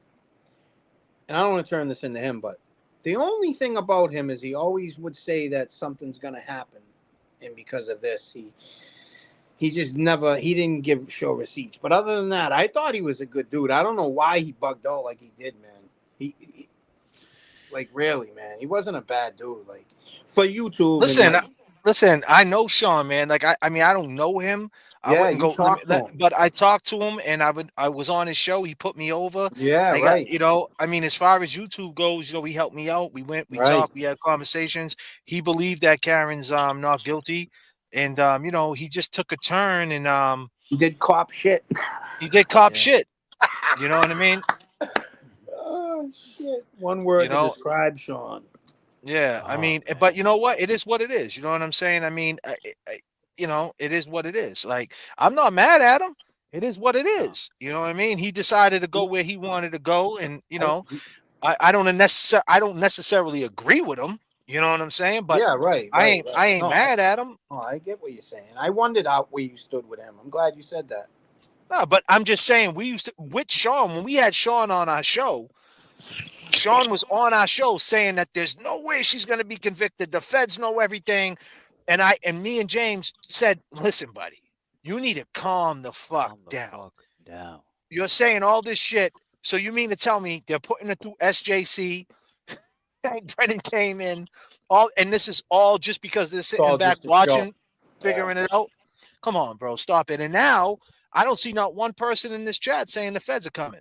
Before, everybody, she's not going to be convicted. The feds are here. Now everybody's going, holy shit, it's January. This new trial's creeping up. So I'm giving you the best case scenario with this Hank Brennan Beetlejuice shit. He could turn around and figure. Go ahead. What do the feds do the best than anybody? It's a tough question. Yeah, you can be anything, but I'll tell you, they wait. Yeah. And they wait a long fucking time, man. They'll wait a long time. That's why they have the highest conviction rate. So, and it's only what would they wait for? whatever they're It's waiting. been almost 3 years though, bro. Maybe the trial to end. I don't know. What the trial? But the other trial already. So they're gonna put it through all this though. They're gonna make all this YouTube shit up. They're gonna arrest people for ducks. You think they would have came in with the duck shit and said, "Man, this is going too far. You guys are putting charges against dudes for ducks and shit. Got them for loitering. You dropped the duck charges, and then you got them for loitering. I mean, you remember back in the day on 149 Franklin, they used to arrest us for standing in front of my just crib for standing there in loitering. front of your house. Yeah, That's and that petty shit. And it was my house because it was in front of a storefront. In front of my house. You know, they were scumbag. Right? Yeah, that's how, you know, me and you and James Jackson, we have experience based on what we talked about Rosendale, that these police in this system, when you're in the scope, they'll do anything to shake shit up. But the point is, why would the feds let that happen? Why wouldn't the feds come in and say, okay, you want to do that? We're going to do this. But then again, the feds are the cops, right? Yeah, but my belief is that the feds have patience and they don't have feelings. But they did throw her a bone. They threw her a bone with the paperwork, with those 3,000 document pages. The one that Lally said, oh, nothing's in there that helps her. Stop it. Nothing's in there that can help her. Like, no exculpatory information is in there. And it was all exculpatory, every little bit of it. You know? So yeah, that was crazy. I don't know. I just know that they're patient and they don't Why don't you explain, what's that mean? How do you say that? What's that? How did you say that? Exculpatory? Exculpatory, yeah. That means what does that exactly mean? So there's inculpatory means evidence that can, like, that's against you, anything that's against you. And exculpatory means anything that can help you, any type of evidence that can help you. You know? And what was Lally saying? Lally was saying that there was nothing exculpatory in there, that basically everything was just bullshit. You know? He wasn't saying it was inculpatory, but he was saying there's nothing exculpatory in there. Jimmy, where's the Boxer Joe? Somebody doxed me on the comments. Did you guys see that? What they say? Whoever it was. They put my government in the comments. I don't care. I mean, it's whatever. I don't care. Why did they do that? They asked if it was me, and they were dead on, and they spelled my name correctly too, which is, they must be like one of our close friends, maybe.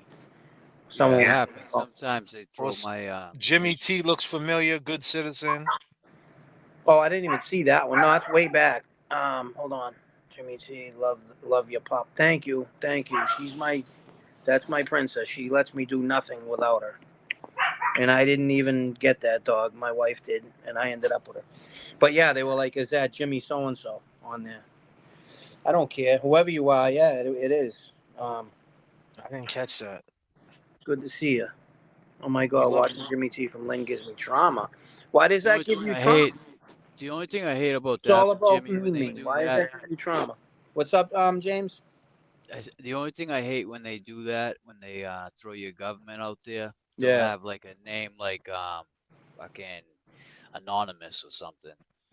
I know, right? You don't know who they are. Like. Yeah, so you have no clue Speak who up. it is. Yeah, speak up. Say hello. Yeah, it's me. Jimmy T, is he a lawyer? If you spell my name like that, then you got to have my phone number. Text me. Right? Because my name's not easy to spell if you don't know me. No. Right.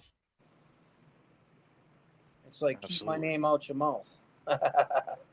Jimmy T, is he a lawyer? No, I just got stuck up in the system since I was a little boy, and I spent a lot of time in the law library. Did you see when I called into the Young Jerks? Yeah, James, the Bettero. Yeah, I was there. I asked Bettero a question, and he kind of agreed with me, but I what told was that him question you asked him? Shit, I forget. Something about, I told him I spent a lot of time in the law library, and he smirked, and as I was hanging up, he said, we should have kept him on. What did I ask, James? Do you remember? I wish I knew what I asked him, and he said, "Yeah, you're right." But someone said, "Oh, he knows the law," and something about the law library. Then I know. Listen, I have read a lot. Like I got sentenced to almost 10 years in state prison, and I spent probably. My appeal took about 4 years. I did it all myself. I went to the SJC myself. My case is on you can see it online, but it's not published, so you can just see Commonwealth versus so-and-so, and then it says So Jimmy, let me ask you this: you're a miracle, right? You're a miracle. You've been out of prison now for how long? It's been since 2017, correct? Since 20, I've been out since 2020. Remember? You came home 2020. That wasn't. Oh, Whalen Yeah, came home June of 2017. 2020. Jay came home, and yes, a little bit before me. 20. But yeah, we're both miracles. Jesus, man. I've been Yeah, on what, almost 5 years. It'll be 5 years in June. that's And I awesome, don't bro. even. I was And mad at you myself. covered. You did the parole and you did probation. Yeah. So what's the Yeah. difference I between did parole people and out there? probation together, That's and what I'm then saying. got done with parole and stayed on. I never had one. The DA hugged me, actually. A DA that I know her personally for some stuff with a priest case, but she prosecuted a priest that was involved in something when I was a little boy, and she was in the courtroom the day I finished What my church? probation. Huh? What church in Lynn? It was the Salesians of Don Bosco. It was Don Bosco. Mm. But that's a whole nother story. But yeah, it's What's the nothing to difference do. between parole and probation? Well, parole can just come to your house and take you and bring you back to jail. Probation, you have to go before a judge. You got to get violated. You know what I mean? Like, but parole can just knock on your door. They don't have to knock on your door. Actually, they can just walk in and take you. And you Search did your both. house. You sign your life away. It's like a CO coming into your cell, basically. And you did both. I did both at the same time. Yeah, and then and now you're not a client. You're not a client for any of this. What, right now? Like no, I'm saying technically, like when you went to these hearings or whatever, based on your old past of not finishing probation, Oh, not I wasn't finishing fit parole, for it. No, you wasn't fit, and you did it. Yeah, they gave me a chance, man. 3 little old ladies at Shirley Minimum asked me. They said, "Are you done now? You done yet? Like, can we let you out?" It was COVID, and I have asthma real bad, so they took a chance on me and let me out. And I always remembered that, man. That's not the only reason why, but I just got sick of dealing with these people, man. They're corrupt, right?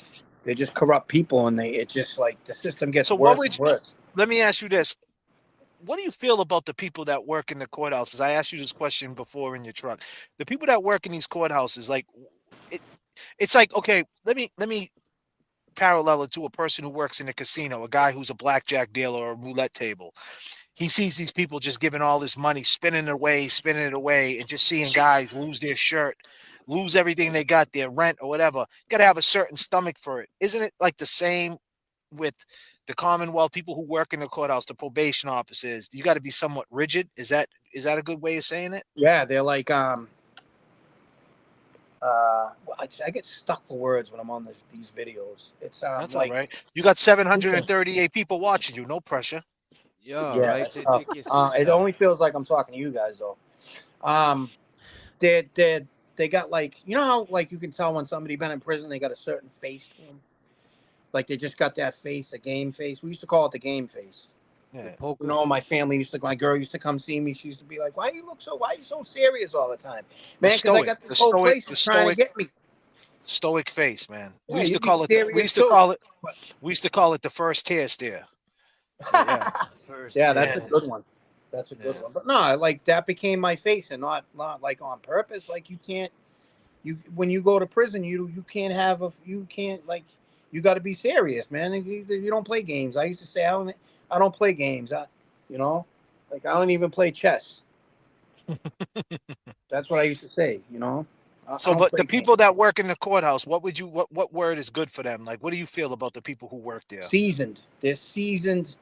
Like they got the same face. Like they don't have feelings. Like she's going off to jail. She's crying. She got to get her kid at school at 2 o'clock. It's 1:30. She's like, no, my kid's at school. You can't hold me. And they don't care. They're just like, yep, ma'am, step over here. And then the court officer with a straight face puts how can you put handcuffs on a girl and pull her into a jail cell that's telling you she got to get her kid at 2 o'clock? So, what do you think Karen felt when she first got them? Once you get them handcuffs on, you think she's changed forever? You think that's I gonna get stick? nervous. I get nervous. Imagine being her. What about Turtle Boy? Wow. They rang his bells, huh? Because 60 days for me right now would be tough. Like, that would be the toughest bit I ever did in my life. And I did 10 years. Imagine doing 60 days and you never even been in a jail before. Like he's talking about ramen soups and mixes, and he come out like that changed him so much. Like his mind. Remember how he used to come at people like that go to jail for 60 days? Right. Now he's like, wow, man, I'm sorry, I understand. You know? Now he got a number, right? Yeah, once you get a number, man, it's tough. And he's not through the woods yet, man. He's got 9 intimidation charges, and that's tough to beat himself, you know. Free Turtle Boy. I hope he beats every single one of them, shoves it right down their throats. But I'll tell you what, it's not as easy as getting a good lawyer. You can have the best lawyers on the planet and still go do a life sentence.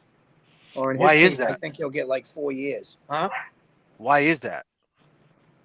Because once they got their hands around your neck, it's like, you know, like you just can't get out of their grasp. They don't care what you say, or it doesn't matter to them. So let me ask you this. I was Hank Brennan. I was in my truck, with my dog. Thank you. Yeah, that was me. Oh yeah.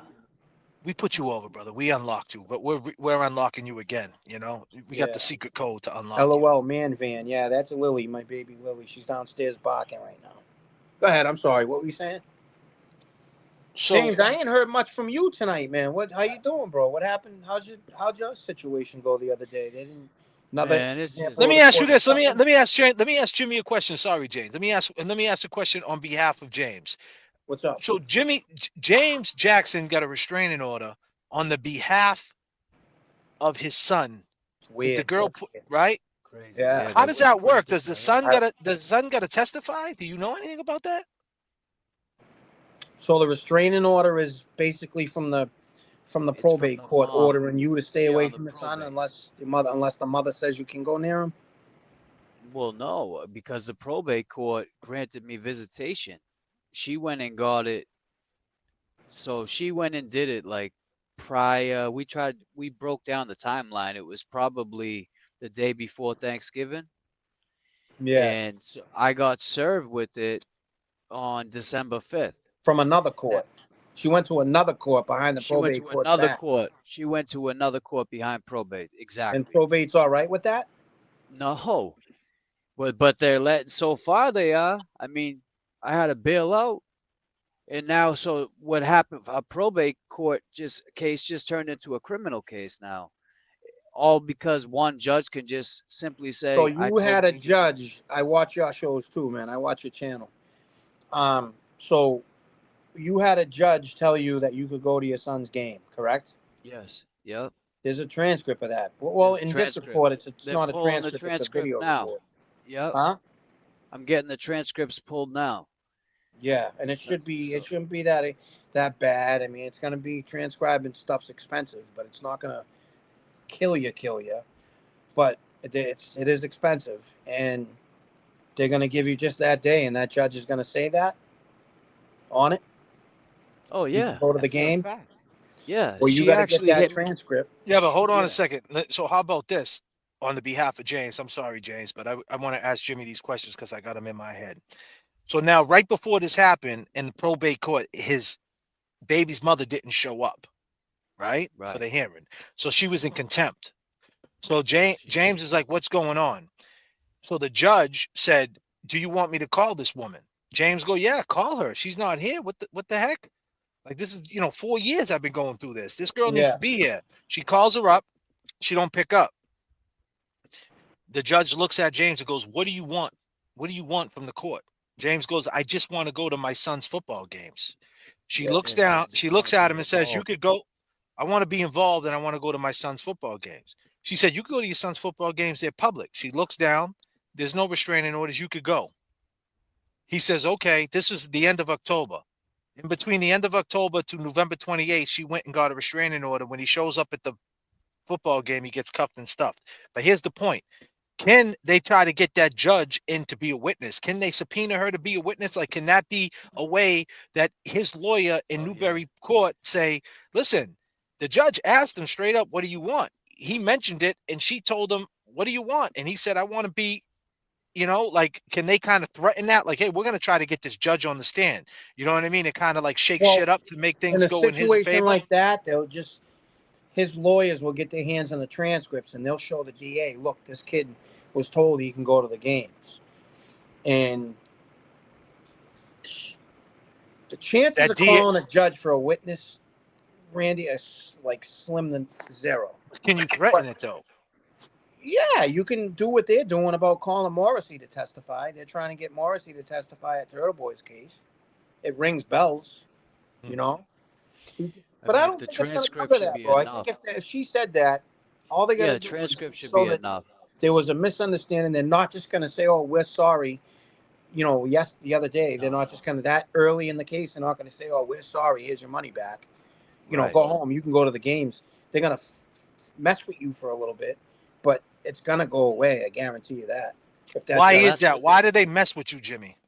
Yep. Because they just, man, I've been trying to figure it out my whole life. I don't know. They got a weird way to think. No, they do. Right? Their heads all Absolutely. fucked up. They got fucked up heads. And they say we do, like we're normal fucking rational people.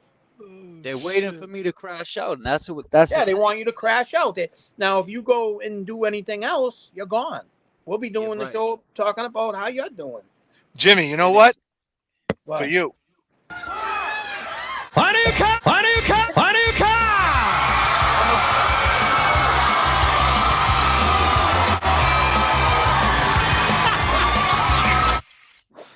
How many people in the chat? He's 740. He said, I've been trying to figure that out my whole life. Yeah, Right? no, it's crazy because I mean, it's not you're just the asking me, like, government. what, when you say to me, what are these people doing that for? It's like, I want the chat to understand. all right, like a kid, someone that touches people they're not supposed to, or like people like that, or the murder case, or something like that. It's obvious, yeah, the person got to go to jail. But this kid went to a fucking a football game for his kid during the fucking Thanksgiving, and you're trying to lock him up. Like, you got to have someone like me or you doesn't understand that. We don't understand it.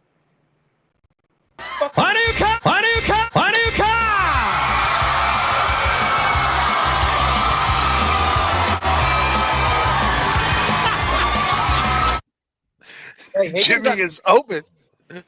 Jimmy's like, they don't understand. Higgins understands it. Higgins understands it. So, James, what happened that day? You're at the football game. You watch your son, and what happens? So I'm at the game, watch my son, and I was there. This is the other thing. If she was, if you know, allegedly she said, because they had, when I had just went to court last week, they had the retainer. I asked for the, you know, we were trying to get the bail back, and he said, no, they have evidence. I said, what do you mean they have evidence?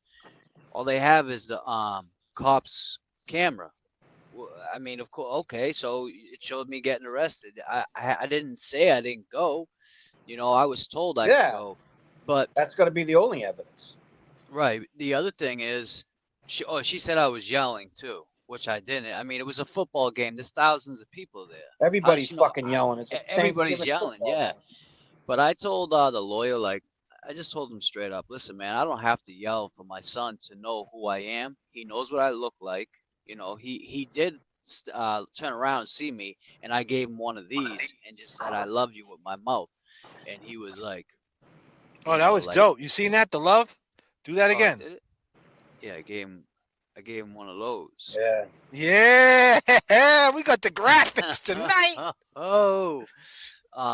Yeah, so he turned around and just smiled. Does it work for me? No, that shit don't work. And so after that, you know, if she was so upset, right, and in fear of her life or in fear of her son, our child's life, why'd she let me stay there the whole game in the pouring rain? You know, it was pouring, it was cold. I sat there by myself. Wow, yeah, Thanksgiving, and, wow. Yeah, Thanksgiving. And what area was it? You're in Newburyport, this was right? like, yeah, Newburyport. That's the worst fucking courthouse ever. Yeah, and that's the other thing. It's like, what kind of crime they got out there? No, that's a terrible courthouse. Yeah, I heard it's gonna be a tough. I remember listening to this, but one time I was on parole from state prison, right? And I got arrested for fighting with my girl. And I told the worst. So they were taking me back to Walpole, right? So I'm like, well, back then it was Concord. And I'm telling the judge, I'm like, they're asking for $100,000 cash bail, right? Didn't even, it was just an argument that got out of hand. It was an argument. So $100,000 cash bail when the parole from state prison is ready to take me anyways for 3 more years. I had 3 years left. And the Newburyport judge wanted to hold me on top of me going back to Walpole or Concord. He wanted to hold me for another $100,000. Yeah, but then you wouldn't even. said, "Dude, And go if you got fuck put on yourself." that, but if you got put on that bail, then you would be on bail status, and then none of the time you're sitting in wouldn't even count. Nothing. Yeah, so exactly. And so then you had to go to. they sent Then me you had to go to Middleton. bail reduction. Right. Now you got to go to bail reduction, get it dropping, and bail out to the retainer. Exactly. I tried that. Can I tell you? Let me tell you. Since we're on story time, fuck it. Let me give you one. Yo, so listen, I was on parole, right? 94. Yeah. Right in Middleton, right? I came home, right? I was home for a couple of months. I picked up a new case, right? I'm inside. Same shit happens to me. I'm inside. I'm in the orange suit. I'm trying to get back to the grays. I mean the tan. I'm trying to get on the sentence side. I think back then 94, 248, 240, 248 was sentenced. I was on 240B in the orange, right? So I'm like, man, I'm trying to get back to the sentence unit, right? So boom, I'm there. Jamie Spillane's there. Hunter's there. Everybody's on. All the homies is on 248. Mackey's there. Webster's there. Webster was roommates with Bogart. I'm trying to get over there. They got me on 240B with the animals. You know what I mean? I'm fucking 18, man. You know, I had a pigeon test. I was chubby fat. I was skinny fat. I was all fucked up. I thought I was cool though. And I'm dealing with 40-year-olds that are trying to take the Adidas off my feet. I remember. So I heard about that. I'm trying to get over to 248, right? But I had a friend. I had Brad Upham. Remember the dude that on Lyman Street? Remember I told you about him? He was the head of the SRTs up there. Brad so when I go, yeah. So when I went in there, he told me, listen, man, if you need anything, I get you to where you need to get to. So I talked to Brad. I'm like, listen, I was in the infirmary. I'm like, listen, bro, you got to get me over to the sentence unit. He was like, I can't. You're on a parole retainer. I mean, you're on bail. You know what I mean? You got to bail out to the retainer. So I'm like, damn, man, I'm stuck on this unit. Oh, that was a sentence block they were on. Yeah, but I thought I was sentenced. I thought I violated parole. Right. So I went to bail reduction, and I'm like, yo, I got another 6 months left. I'm like, give me my bail's like 10,000. They dropped the bail to 500. So I bail out to 500, right? So now I go back. So I go back in. They switch that number back to the original number, right? To the sentence number, and I go back to 248. Big bad Brad, right? Hooked me up and got me back to 248 with the homies where I came from 2 months prior. So I went back to the unit where I was cool at. So I'm chilling, you know what I'm saying? And next thing you know, while I'm sitting there, I end up like 4 months in, my bid's wrapping up after the good time and everything. They take me off the court list. Yeah. So the day I wrap up, I thought I was gonna wrap up to go. I mean, my court date came around, and I never went to court. And so now I'm like, yo, I had court. So I'm like, man, they're like, you got to put in for a speedy trial. I'm like, man, I ain't putting for a speedy trial. To hell with it. When I wrap this up, I'll just go to LYNN District, and this is in July. So this was like December. This was like July, summertime. So boom, I got a 2.5 suspended, right? So now I do this 4.5 months. I'm sitting there chilling. I bail out. I mean, I wrap up the bid. Right when I wrap up the next morning, they take me to LYNN District. I go to LYNN District. Probation steps up. Your Honor, he got a warrant. Rah. For this case, he defaulted. I'm like, Your Honor, it was a clerical error. I bailed out for this. They never took me to court. Yo, the judge let me go. Wow. And I snuck out. I walked down them LYNN courthouse stairs. They continued it for 2 weeks. Yo, see you later. I was on the run after that. See you later. Catch me if you can. Back on that shit. But yeah, I snuck out on a detainer. So James, I think he's gone now, thank God, right? But he used to be a judge in Newburyport. His name was Judge Swan. We used to call him Swan and After. Swan and After. Listen, after. This motherfucker would smoke dudes. And there was another judge. There was 2 judges, and I think there was Judge Doyle. Doyle was the other one, and Swan and After. I think Doyle's still there. Yeah, he isn't any better. But in your case, you don't have to worry because the facts are on your side. But I told the dude Swan, man. I told him, I'm going to fucking Walpole. We're like, what are you at? Like, I go, dude, go fuck yourself. Dude, the whole courtroom was like, holy shit. And yeah, no shit. And then I went back, bro. Right? The girl moved to California. Love to give you that.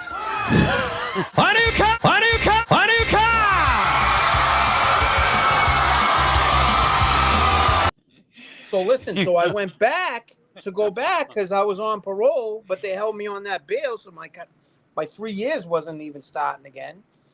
So she went to California. I'm like, yes, I got an affidavit from her saying, you know, it was all a misunderstanding, right? So I go back to court.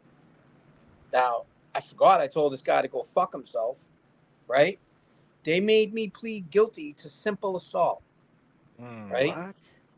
Yeah, or they were gonna drag it out 4 or 5 months and keep me What, there the on state, that because the state stupid pick it bill. up or something? Huh?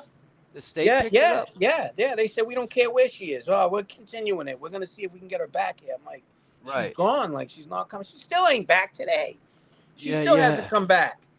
So, long story short, I'm sorry, I'm dealing with the puppy while I'm talking to you guys. So, long Alright. story short, right? You're right. It did tie me up, and they made me sign that green sheet. I would have signed anything to get out of there. So when I went back upstate, I was supposed to go right back to a minimum because that's where I paroled from. And they told me, oh, no, you got 6 points for fucking simple assault. So it's still Yeah, you jammed me in can't my go ass. to I a never made it back to a minimum for the whole 3 years. Wow. Yeah, bro. So Newburyport's, they're a tough court, but.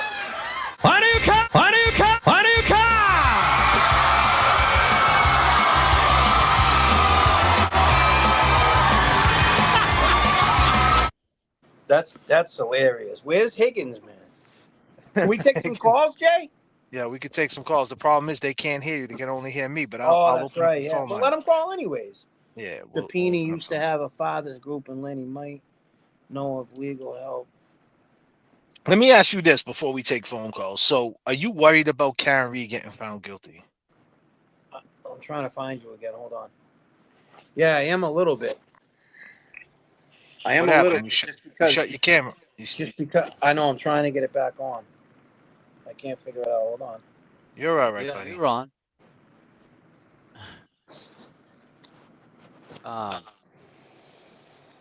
Yeah, huh? You're worried about that, Jimmy, a little bit, huh? I can't get this. Oh, here it is. Sorry, guys. I'm worried about it because the system's fucked, man. It's a fucked up system. And like, could you imagine sitting and hearing all that evidence, right? Yeah, MCI Concord is closed, you're right. But I've been there probably 10 times. But do you remember the jury? Sheila's mother just asked if she was watching The Price is Right because of all those new cars, bro. That dude's hilarious. But can you imagine that you being on that jury, right? I just got a Jay. I just got a fucking jury duty. I got a thing to go to a jury. I got jury duty in January, dude. That's crazy. Nice. Well, For the- you know what whoever's on that, whoever's got that case, they're gonna get not guilty. I can tell you. You're that. right, right. So, anyways, Great so- channel guest. Best of luck to you, JJ, with your son. Yeah, man. Fan Word up. Word. $13.99. We got a $2 hey yo from Jam Cracker. So just imagine being on the jury after hearing that whole trial, right? Just being there and seeing all that, and then going in the room. How can you get 12 people to say that woman, to all agree that woman is guilty? It's impossible. It's impossible. I'll be fucking shocked. I'll be shocked. I don't think so, but my heart tells me that I've been there. Listen, I went to trial too myself. Do that. I'm sorry. I went to trial too for an armed robbery when I was in my 20s, right? And they didn't really have any evidence against me. I was confident enough that I was going to beat it, right? So I went to trial, which we don't normally do because if we do, we're going to get smoked, right? They had no evidence against me. All they had was the kid I was with saying, yeah, he robbed that, we robbed the store. So I'm like, he's a liar. They can't prove it. There was nothing against me except for his word. And I still got convicted. and got 10 years because of it. So how did that jury really know if that kid was lying or not? Right. Right? And they still convicted me. How the fuck do you know he's not lying? He ain't the best witness. That's how the trouble. Mark Cunningham said, "Good luck trying to find a jury this time." I mean, this is so out there in this region. But then again, we hit the streets, me and James, and there's a lot of people who will say, "Yeah, I know about the case, but I don't know enough about it." So there is people who ain't, just because we're so into it, Mark. I get what you're saying. I agree with you. Who doesn't know about this case? I agree that everybody does know the name, but not everybody know the ins and outs. And I can attest to that. Boston too. Yeah, we hit the heart of Boston. So, Jay, you know 10 times more than me about the case. I know a lot about the case, but you're good at it, man. Like, you retain way more than I do for facts. Like, you can say this phone call happened, this text happened. Like, but when you say it, it's all facts. Like, you got receipts. And the things that you say about, Higgins or...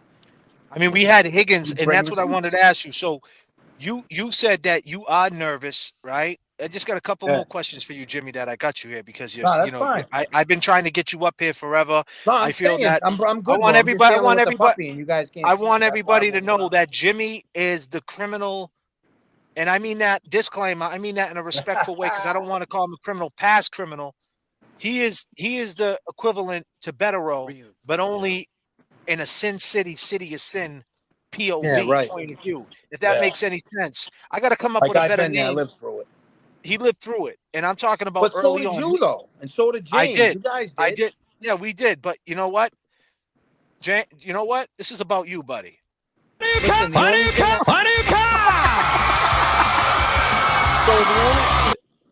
So the only thing I did different than you guys is because I started to say my appeal, right?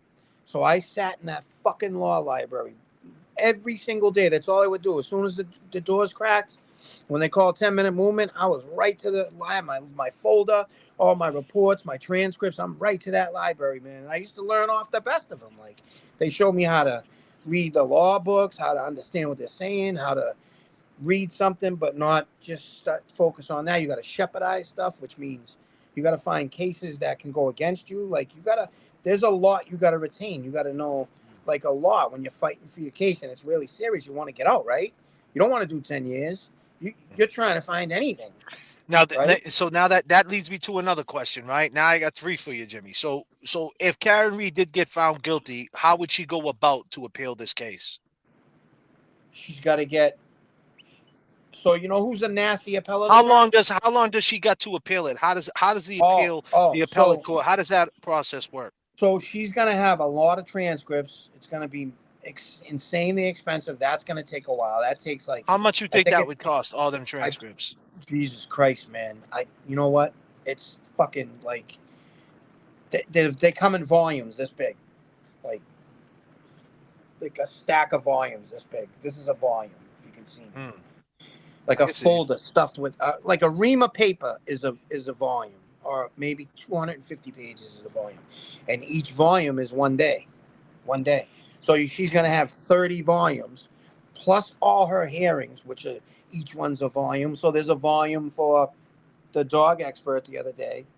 She's got a volume. That's a volume. That's probably $2,000 or $1,000. It could cost up to $30,000 if she has a 30-day trial. Depends. So she's got to wait for those, which takes a long time. They got to put it on paper. Then the lawyer's got other things to do, but they're going to probably concentrate on her. She's going to want them to. She's probably going to have good lawyers. So they're going to file the appeal. Now look how long it's taken to get a decision from the SJC. Now it takes about a year to get your transcripts and assemble the record in the appellate court. So they transfer all your transcripts over to the appellate court. And then your lawyer, once the record's assembled in the appellate court, then your lawyer always files for an enlargement of time 2 or 3 times. So that's another 90 days that they're going to say, hold on, we're not ready to file, we're not ready to file, we're not ready to file. Then when you file your brief, it's a blue brief. Your lawyer files your blue brief. It's got to be 50 pages, double spaced, everything, right? When they file the blue brief, you got to give a copy to every judge. So they file, like, the appellate court's 3 judges, so you got to file 4 briefs, 4 blue ones. They put them in the appellate court. So now they sit on that. Now it's the DA's turn.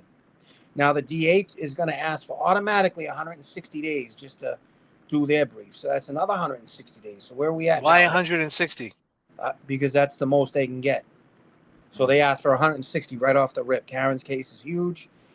They got to look at it. They're going to ask for that. That's over Time that 5 you can months. get. That's what? That's like 5 months in a week or something Yeah, like probably. But then they say that you're not getting no more enlargements. They call them enlargements of time.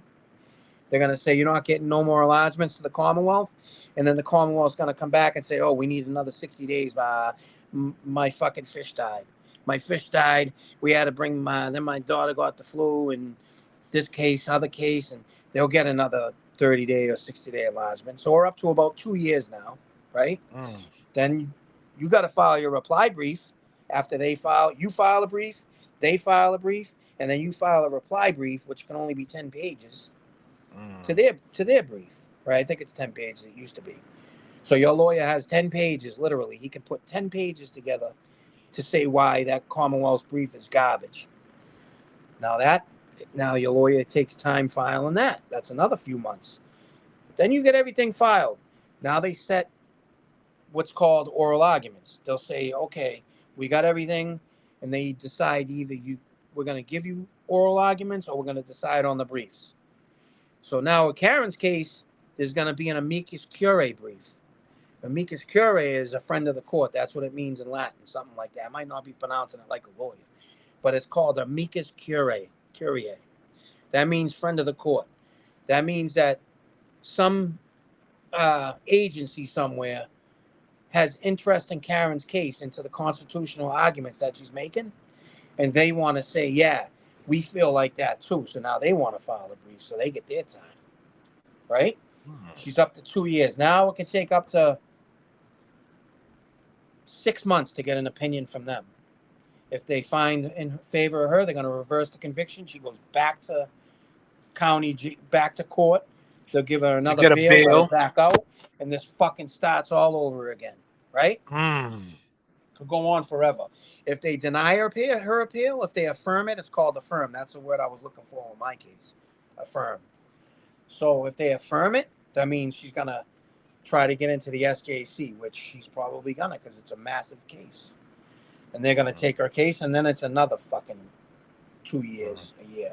This could go on for her for 6 years if she's convicted, and then she'll finally get her answer from the SJC, and if they let her out, goes back to court, arraignment again. But if they don't, then she has a year to file in the federal court, a federal habeas corpus. It's called 2255. 18 USC 2255. Better roll disco. Right? You got some competition. You got some competition, Better roll. You got some competition. Man. Holy shit, Better roll. So I just know because I've been through it and I sat in the law library and I went to the appellate court by myself and argued. They had me on a fucking TV like this and I'm arguing, trying to read from a paper. They're like, sir, you can't read. You need to give us an argument. So I try to spit, dude, right? I spit it so good, right? I thought I did so good. Yeah, ineffective assistance to counsel. Whoever just said that in the comments on Yannetti and Jackson and Little and all these famous attorneys, that's not going to be an argument she's going to have. She's not going to have. All right, you know what? We got 740 people, 41 people in the chat. And I just want to say this. We do this to all our guests when we do have guests. And Jimmy just broke it down to us. He gave us real important information. And before I do that, let me just say this. So, Jimmy, is this a way that Hank Brennan is thinking in his mind? If I get her found guilty, the time she gets an appeal, and even if she gets out on the appeal, she's still going to go through hell. And that's a worse type of hell, right? Fighting from the inside. So she can. I skipped over a step.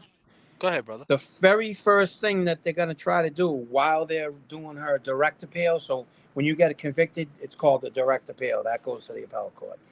So, but with that direct appeal, she's gonna file what's called a Rule 30 motion for a new trial. I think it's 30B, Rule 30B, right? Massachusetts Rules of Criminal Procedure, Rule 30B. That's what it is. And that's a release from unlawful restraint or a motion for new trial. So that also goes to the appellate court. When after shithead there, Canoni, after she denies that, because she will, that goes to the appellate court also. So she has like double issues. And then they'll combine it. They're consolidated is what they call it. So, and then that goes all along up as well. So she's got a lot of steps if she's found guilty, but I just can't fathom 12 people saying she's guilty. I can't. May the force be with you, shithead Canoni. Absolutely. And with that being said, right, we can only do it right. Chat, if you guys had one word to describe Jimmy T, just one word to describe Jimmy T, what would it be? It's your chat, people. Let me see what you Let's said. hear it. I'm trying to get.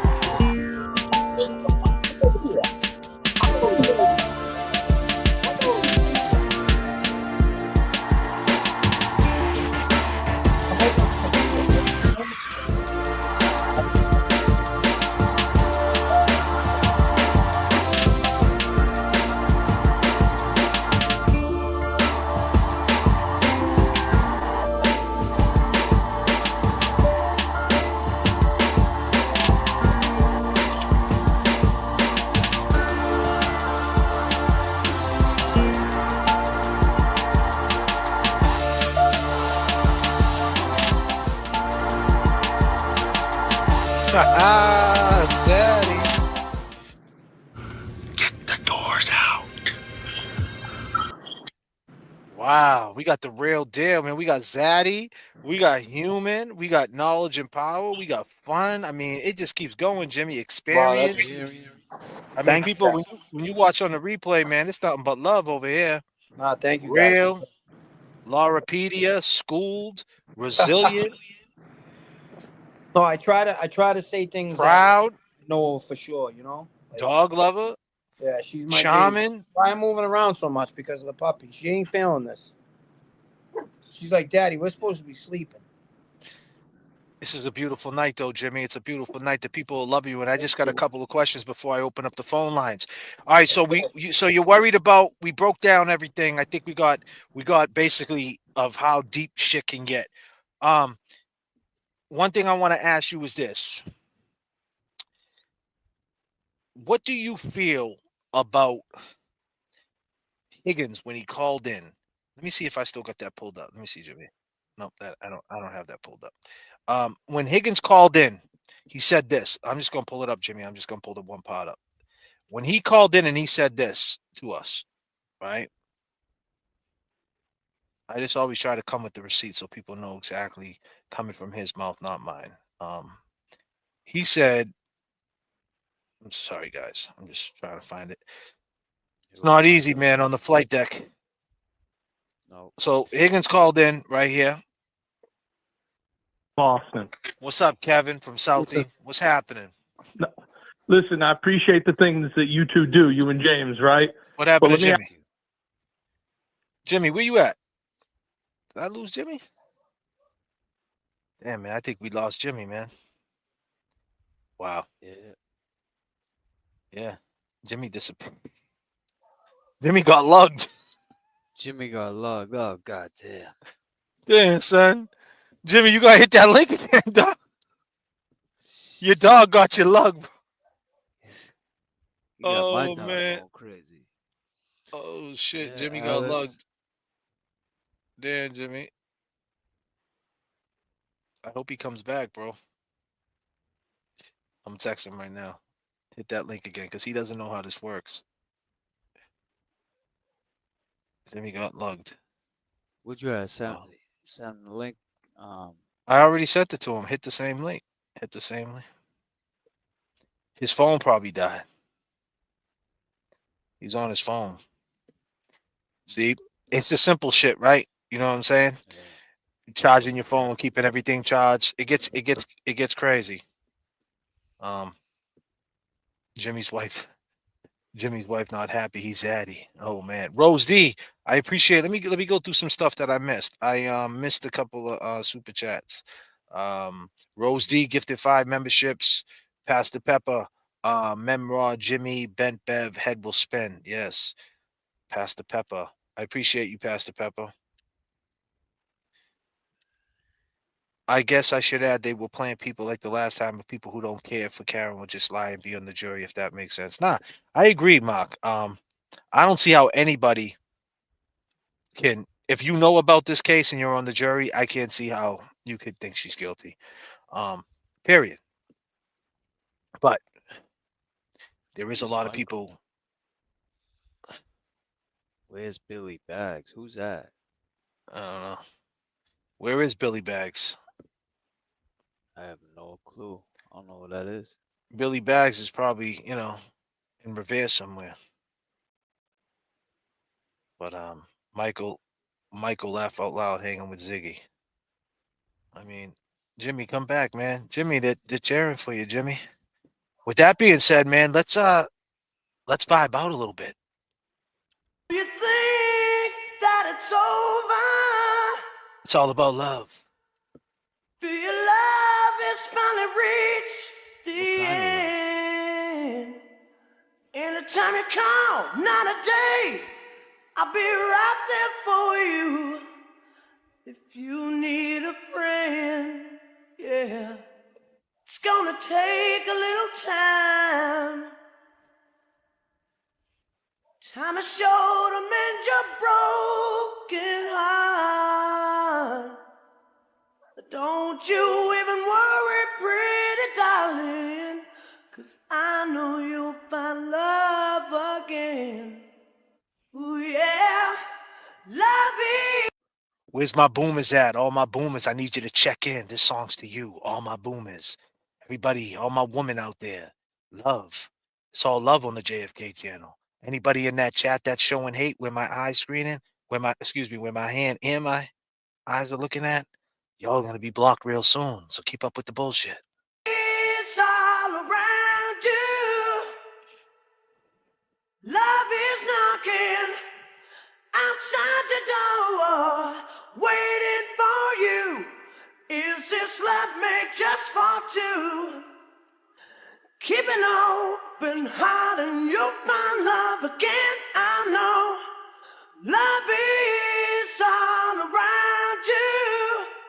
Yeah, love is knocking outside the door, waiting for you. Is this love made just for two? Keep an open heart and you'll find love again. I know it's all around. Love will find a way. If you're all about the love tonight, I need y'all to sing this shit. Gen Zs, boomers, millennials, whatever your vice is, it doesn't even make a difference, man.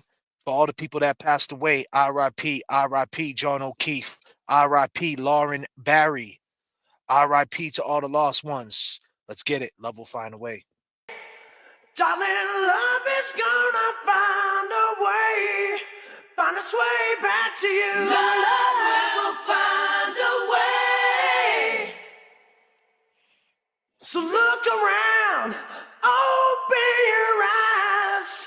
Love is gonna find a way. R.I.P. Cecilia, for sure. R.I.P. Love is gonna find a way. Love will find a way. Love is gonna find a way back to you. Yeah. I know. Do-do-do-do-do. I know. Do-do-do-do-do-do-do-do. I know. Do-do-do-do-do-do. I know. Yes.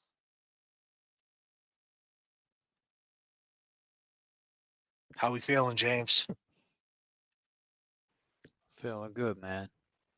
Feeling good. Trying to get my my plumber's license on point here. Someone asked for that song. that you played last night back in the day. So I was trying to drop the link in the chat. Back in the days, man. When I was younger, Dad was never home. He put it on my mama, man. Yeah. On and on. Back in the days when I was younger. Yeah. Turn me up in the headphones. Summertime vibes, you know what I mean? He put it on my mama. Where's my ladies at? On my mother's at, you know what I mean? Yeah. State to state, worldwide. Listen. We pilot through the struggle, above and beyond. It's a long fall from pride. What you standing on? Goals in plain sight. Get your landing strong. He fucked up to play because he ran it wrong. Underbelly of Boston, filled with racist rats. The sneak gets away, but it often traces back. They digging up the bodies, got DNA to match. Feds listening to your boss, he got life for rap. Damn. Seems the greed indeed, it was trolling you. Court closed wrinkle, they smelling like mildew. Old Spice in the air, old law holding you. It's in God's hands with a creed overview. Too many suckers pulling, not enough pushing. Feeling like Guru, driving Boston to Brooklyn. God's working overtime, devil is cooking. Got shot twice, survived, but the cancer took him. Damn, back in the days when I was younger, Dad was never home, he put it on my mama. I was just a baby when I seen all the trauma, but on God, we gonna shine every summer. Back in the days when I was younger, Dad was never home, he put it on my mama. I was just a baby when I seen all the trauma, but on God, we gonna shine every summer. Come on. Daddy wasn't around, mama held it down. How'd you raise us on your own and never let us see you frown? Superwoman, you a superhero in my eyes, and you sacrifice it all to Better Lives. Did you publish the lyrics with the album? And no, I did not, but I will for you. I'll put it up in the YouTube video for sure. Song is popping, Sean M. But you know, Higgins, we know what you did, man. You know what you did, Higgins. You know you wrong, Higgins. You're so wrong, Higgins, man. You know, you had your arm around him, man. You know, we just talked to Jimmy. Jimmy broke down the process this woman got to go through. All the shit you're putting her through. It's insane to us. Right, James? Absolutely. Look what you did, dude. Open up the door in the back of my mind. I'm still overseas, a bird in a cage. What'd you think of Higgins on the JFK show last night? Did you guys hear Higgins? He said he's a decorated dude. We love you. Hey man, what's up, guys? Kevin from South Boston. But I'm so blue. I'd like to mean it when I say I'm over you, but it's still not true. And I'm still so blue. I thought we were the same, birds of a feather. Now I'm ashamed I told you a lie. Désolé, mon amour. I'm Higgins, trying man. my best, don't know what's in store. Open up the door in the back of my mind. I'm still overseas. R.I.P. John O'Keefe. Higgins. Bird in a cage, thought you were made for me. I tried, but it's still not true. Cage, thought you were made for me.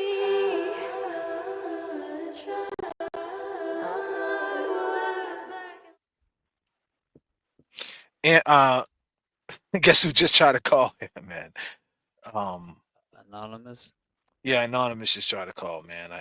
I gave him the boot, bro. I didn't even let him. He said, "Guess I told you that the Celtics were going to lose against the 76ers." Well, Anonymous, they beat the Pacers last night by 45 points or something silly. So, congratulations, you played yourself. Right. You know. Anonymous Taking is, phone calls, people. We taking phone calls. Phone lines are open. Phone lines are open. We're gonna take a couple phone calls before we slide up out of here for the night. Jimmy, build up. Wait a minute, I think Jimmy's back. Hold on a second. Is that Jimmy? Is that Jimmy? No, that ain't Jimmy. Nope, I thought I seen Jimmy hanging out. Kevin. You're live with JFK. JFK. What up? Yeah, I want you guys to look up Julie Nagel when Karen pulls up,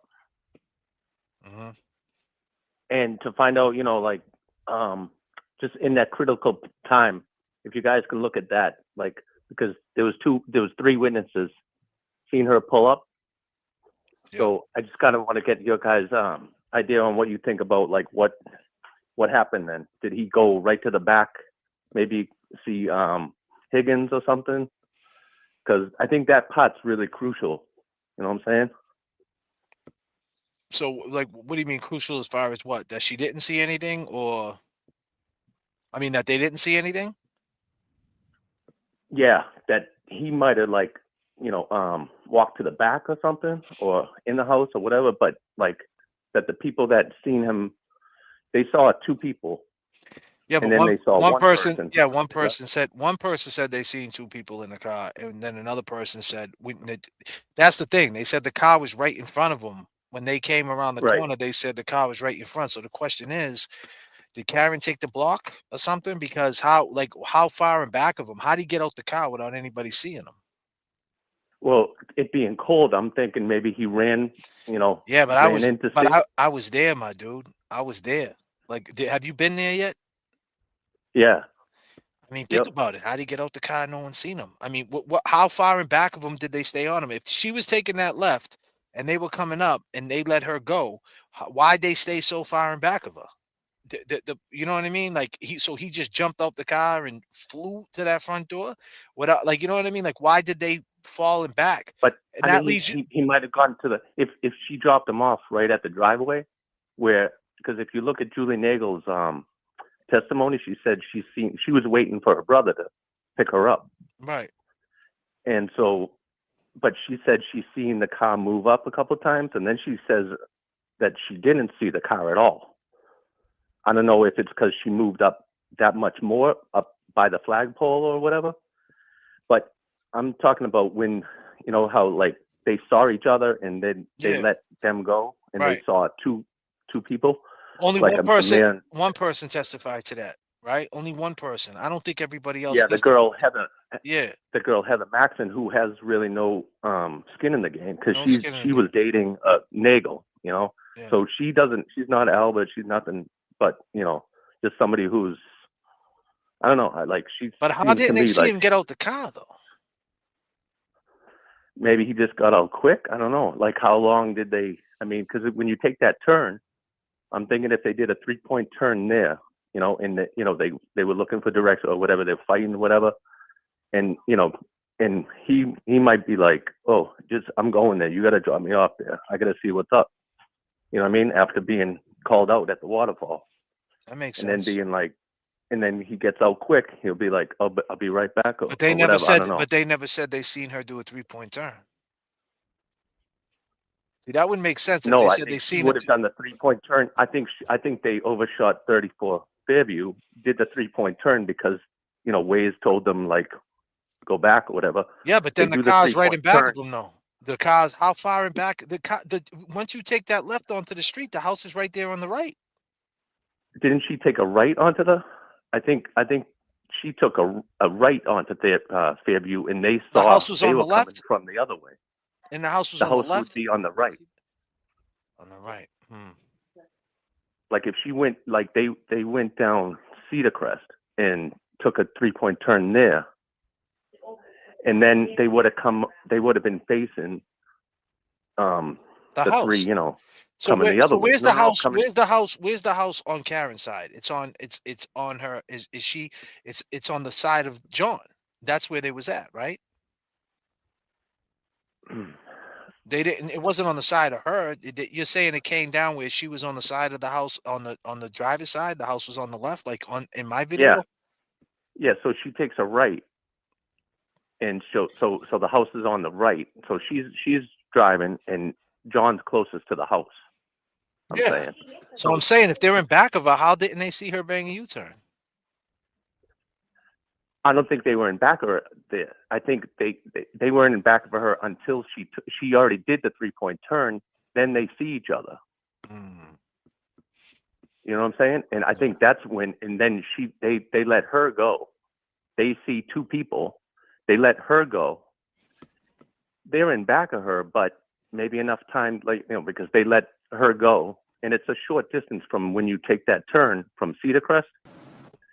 So they're facing each other. She takes a right turn. They take a left because they were just facing each other. They see that it's a man and a woman, and then if you watch Julie Nagel's thing, she's testimony. She says she was only out there for like 3 minutes talking to them, and they both seen they all seen a car. He must have pulled up, but maybe she dropped him off quick. He ran into the house. He didn't have a jacket on, remember? So maybe he like scurried in or to the side or something. And I'm thinking maybe he didn't even go in the house. Maybe he really didn't go in the house. Maybe it happened outside. And then that's why the other people inside the house didn't even see, because he never went in the house. Maybe he never went in. Maybe it happened outside. He went in the house. And then he's cold. They don't have to explain nothing. That's why nobody sees nothing. We're gonna talk about it. We're gonna talk about it. So they can't hear you right now. I'm gonna take the next phone call and we're gonna talk about it. So just hang up and listen to what we gotta say, all right? All right, cool. My man, peace and love, bro. Thanks. All right. From Custom Closets. To accept. You're live with JFK, James and Jimmy. Hey, how you doing? This is Bill. How you guys doing? What's up, Bill? Not too much. Yourself? We're all right. How you doing? Good, man. So I've been watching your show for a little bit, and I'm actually a retired probation officer and cop. Really? And out of where? Yeah, so if you don't mind me asking. Outside of Boston, not too far. But you don't know who we are, do you? I've been watching you for, I don't know, probably close to a year. No, I'm saying you don't know who we are, right? Out of here, you don't know who we are. No, not particularly. No. Yeah, okay. You never chased us or nothing. Okay, I'm only fucking with you, man. No, wrong side of Boston. Oh, okay. But okay. I was, but I saw your buddy Jimmy there tonight, and he was talking about his, his 10-year bid, etc. But to be honest with you, I started following this case, probably like about 18 months after it happened. And, at first I was like, oh my God, I thought it was a tragic accident, yada, yada, yada. I've seen that stuff before. And then I started following like Turtle Boy and then Sean and yourself. And after I started hearing the evidence, I was mortified. And I knew right off the bat that, this case stinks. Like there's a rat in the house. There's a rat in the house. And it was it was honestly it was tough to watch the trial, because you just knew the folks were just flat out lying. And the judge, I've never seen a judge as bad as her in my life. Just horrible. Absolutely horrible. Indeed. It was tough to see. Because when I worked in the system, I worked with a lot of good people. Was you an adult probation officer? Yes. Yeah. But district court, didn't work in Superior. Were you locking a lot of dudes up, man? Only when they deserved to be honest with you. There was kind of like that was the last straw. Nice. I mean, I had my bosses were terrific. They had been in the in that in those courthouses for close to 30 years. And the one thing that they taught me was, like, your job is to change behavior. That's what your job is to do, is to get people squared away. So what do you feel about us? Do you think we changed our behavior? Look, obviously. You heard it first. You're not a probation officer. Thank you, man. No, Thank you. You're not on probation, right? Nah, you're hell, not getting fucking locked no. up, are you? Nah. You know, so yeah, you did it. Well, And that's James that's the key. James walked out of Macy's with a couple of polos the other night, but that's another story. Oh, Jesus. Well, if you were in New York, it wouldn't be a crime. Right, it wouldn't be a Or crime, San and then why? Francisco. Hey, you know what they You know? say, right? You're a PO. It ain't a crime if you don't get caught. Exactly. Yeah. Or if we didn't get convicted. Right. Nah, I'm just playing, man. I'm just playing. Disclaimer. A quaff don't count. Quaff don't count. You know. You know. But hey, you got any questions you got any questions you wanna ask Jimmy while he's up here? I will say this. I'm very impressed with the kid. You know, he was looking at 10 years, and you know, the funny thing about human behavior is that, like, when you are really pressed in life, when your back is, you know, is to the wall, it's amazing what you can accomplish. And the kid, you know, he dug, and he clawed, and he learned, and then, you know, he got the case overturned. I mean, I don't know what the case was for, did he win it on a technicality? Was it a bad witness? Did you have a bad attorney? You know, I don't know anything like about that, but I mean, that's pretty impressive for an individual to do who doesn't have a, you know, who doesn't have a law degree, you know? Let me ask you one other. Curious. Let me ask you. Go ahead. I was going to say, do you guys have any questions for me about the courts or the system or anything like that? I mean, yeah, I do. I got one. I got one for you. So, what do you feel? Can Hank Brennan, right? Can Hank Brennan try to? Okay, we were talking about earlier about probation surrenders, right? And about how judges and such as yourself try to get around the law because the law is all or nothing, right? If someone got to suspend a sentence, you got to give them it all, right? You can't just give them. You can't track the case. That's old shit, right? You can't do that. You got to give it to them all or nothing, right? Yes and no. So yes here's the thing, right? You're on probation for an A and B DW, and that's a 2.5 year suspended sentence. But you're also on probation for, you know, the drug charge, okay? And that could just be, you know, a straight probation for 1 or 2 years or whatever. And you get popped again for something else. They could find you in violation on the suspended sentence and not give it to you. Why is that? So because probation has a ton of leeway.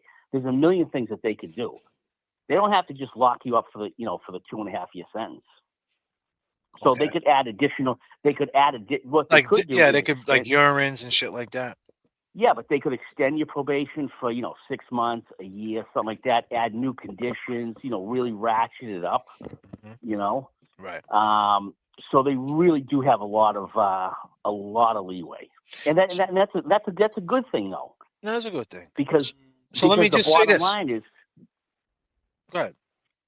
I'm sorry. No, I was gonna say. So my point is, they figure out ways, right, to get like. So there is instances though where you have a client that's you tried all these things are exhausted, and he's got 2 months left on his probation or something like that, and whatever, and you try to figure out a way to get around just getting him off probation, getting him off the docket, not giving him the full 2.5, let's just terminate him and get him the fuck out of here and give him a fresh start, and hopefully he just does the right thing.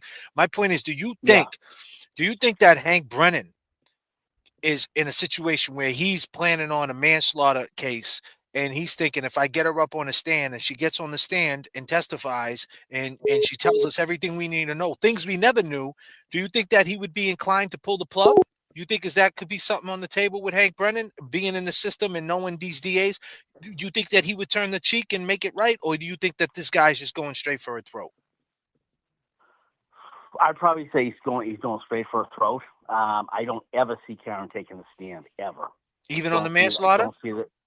Don't see it. No, I would never advise it. But here's the thing: we know it's a little too risky. Let me say this though: we know that they're going in with the waterfall video, right? Of the fight, and then he's gonna play the sound bites of all the things that she was on, and she never once mentioned nothing about a fight. So that's how he's gonna combat that, right? How else are they gonna be able to combat that without her getting on the stand, speaking to the sound bites and speaking to what could have happened possibly that night? Yeah. I think it's too risky. It's a ton of pressure for her. It really is. I'll be honest with you, like, Hank Brennan, the whole Whitey Bulger case, and that whole thing. I honestly, like, I followed it a little bit, but I, just watching him from the little that he's done in this trial, he is completely out of sorts. Like, he's flipped. He's going from playing defense and now playing offense, and you can just see it in the way he handles himself in court. He's out of whack.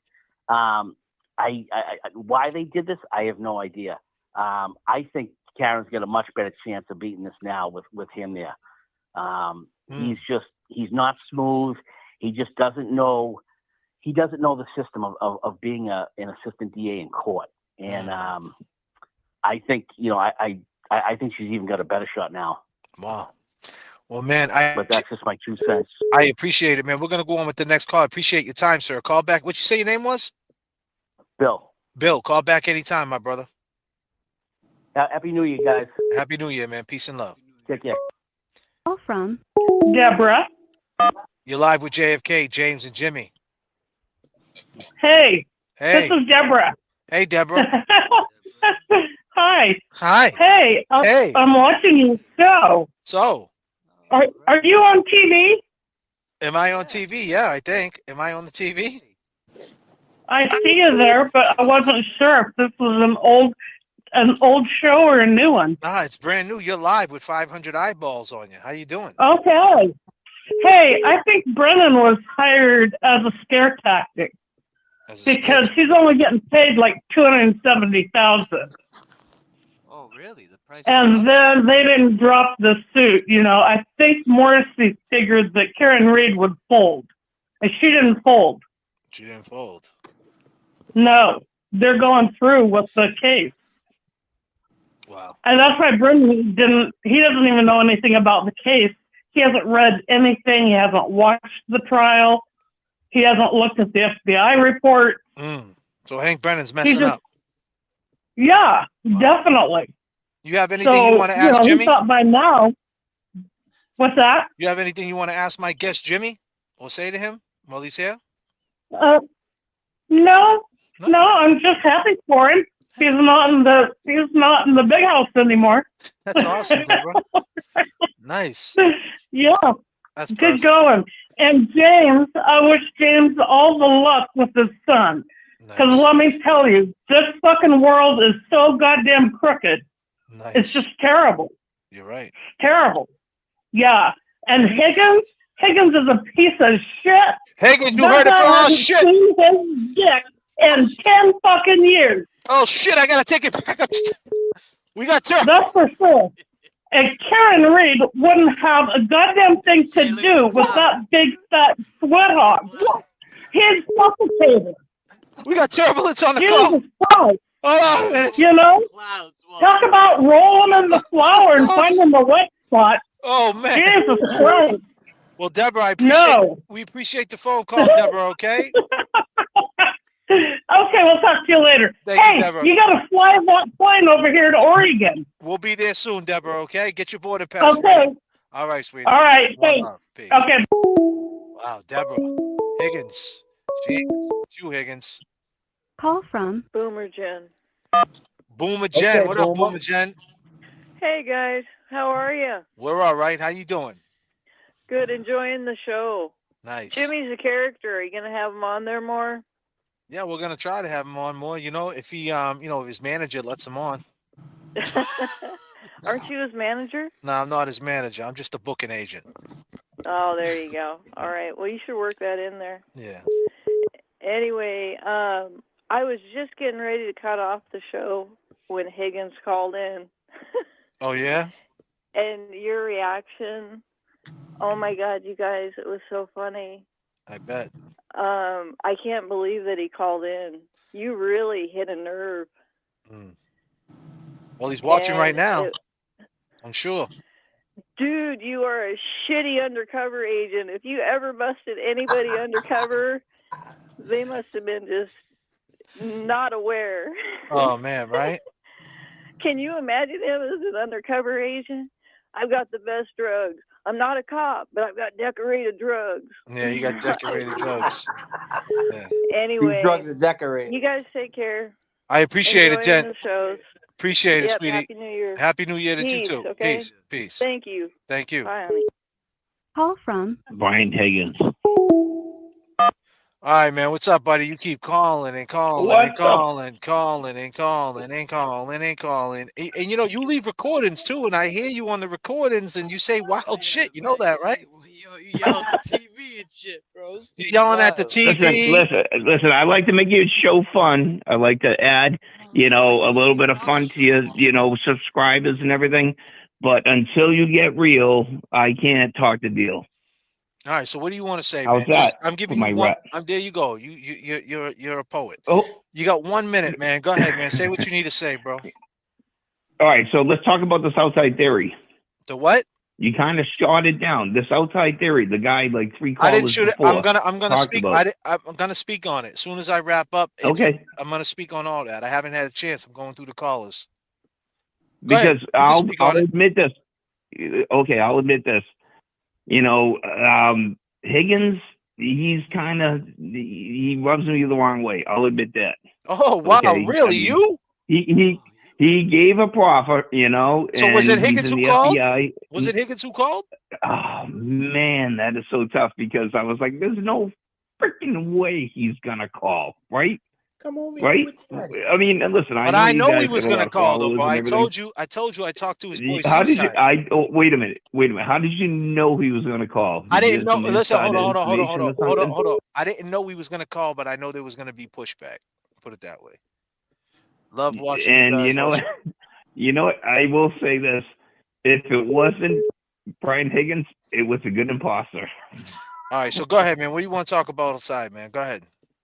All right. So, no, I was thinking about the outside theory. And listen, Higgins and Karen had an involvement. Okay. And it was more than just a peck. You know what I mean? So maybe she's Allegedly. trying to protect him. He's trying to protect her. But the whole thing, though, that drives me nuts is that it could be something like that, is like as far-fetched as that seems. But the whole thing about Karen's theory on it is just so freaking ridiculous that her own defense team dropped it. Okay. What's on that? Closing arguments. Say that. What's that? What do you mean? What's that? No, go ahead. I want you to say it. I want you to say it. That the whole thing that she planned, that this was all about calling and everything, and that Yannetti was going to bring out all this evidence to show that this was a third party and everything. It was completely dropped at closing arguments. Not a word was mentioned. Yes, it was. But hold on. Listen, I'm saying you where have to was it to dropped? watch the trial. I Watch watched the the closing trial. arguments. It was completely eliminated. Never even brought up calling her anybody else's name. He brought up Higgins. He said, "Look at." It was all about no. It was all about reasonable doubt. That was it. That was it. That's what they're going on right now. And like I said, isn't that what you're supposed just to go wait until they get the chip extraction data.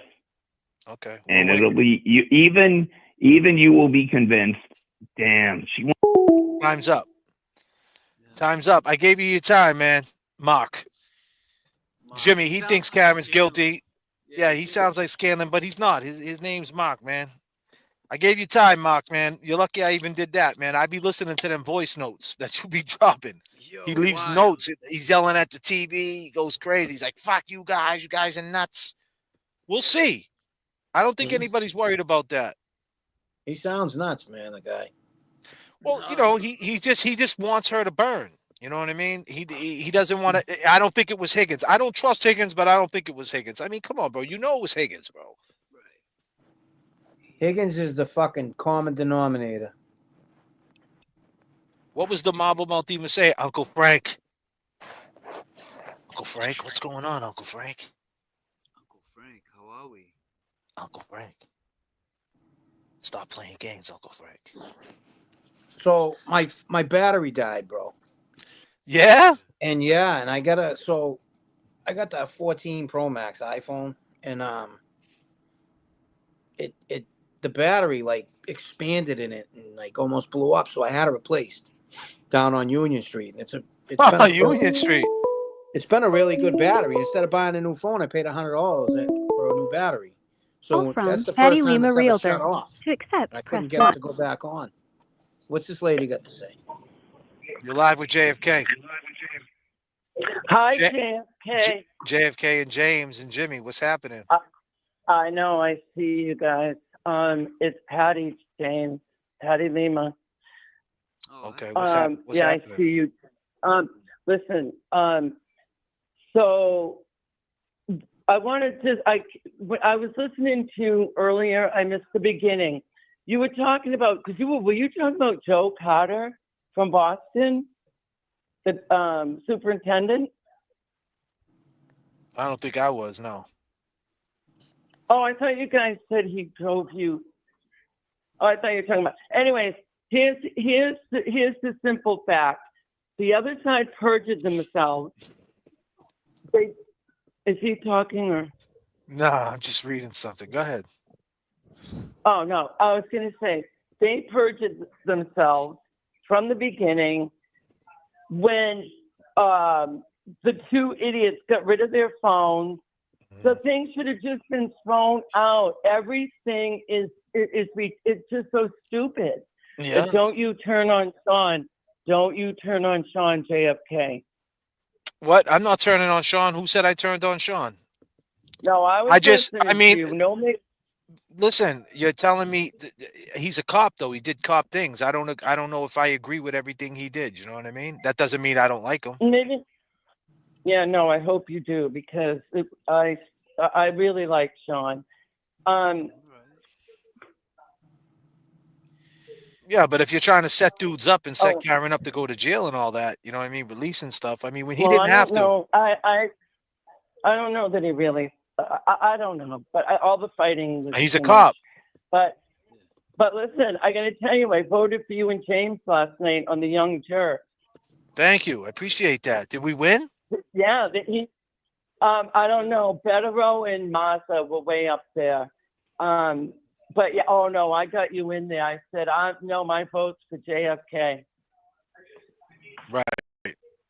I appreciate that, girl. I really do. And I appreciate your time. You want to say anything to Jimmy while I got him up here? No, I mean, I'm seeing him for the first time. It sounds like he's been through a lot. Just so long as he's for free, Karen Reed, I like him. James, I'm trying to figure out how to send you money. I don't do Venmo or Cash App. Well, money order. You do money orders.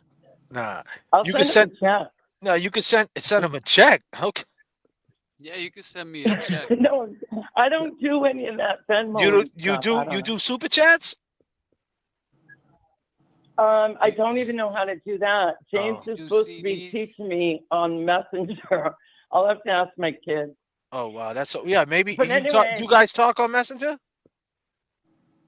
Yeah, me and my boy James. Yeah, ask him. She's the one that missed the flight. Anyways, I hear my echo, but yeah, because you didn't turn down your TV. I wanted to tell you. Oh, okay, I wanted to tell you that. The first time I ever watched you, I've been addicted.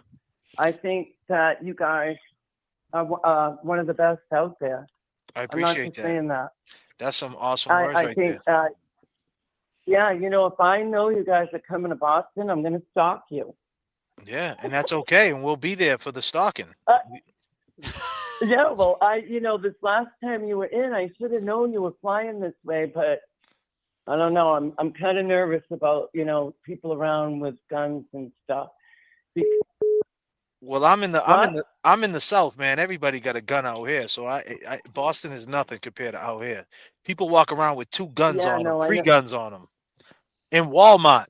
No, I know where you are. Strapped up. I'm telling you. Wait a minute. There was one other thing I've got to tell you guys is oh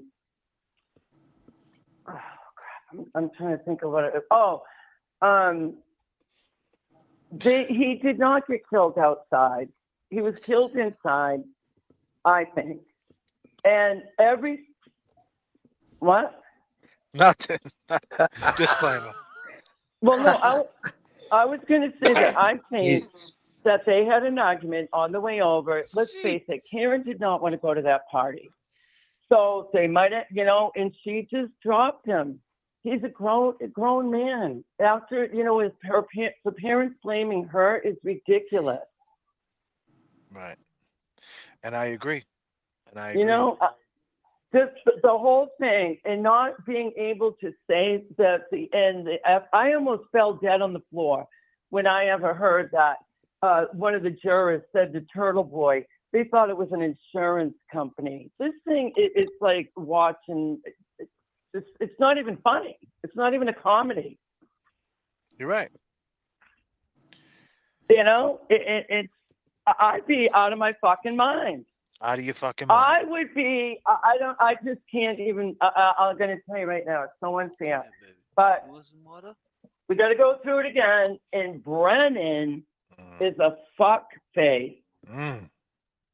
He is. He's everything about him.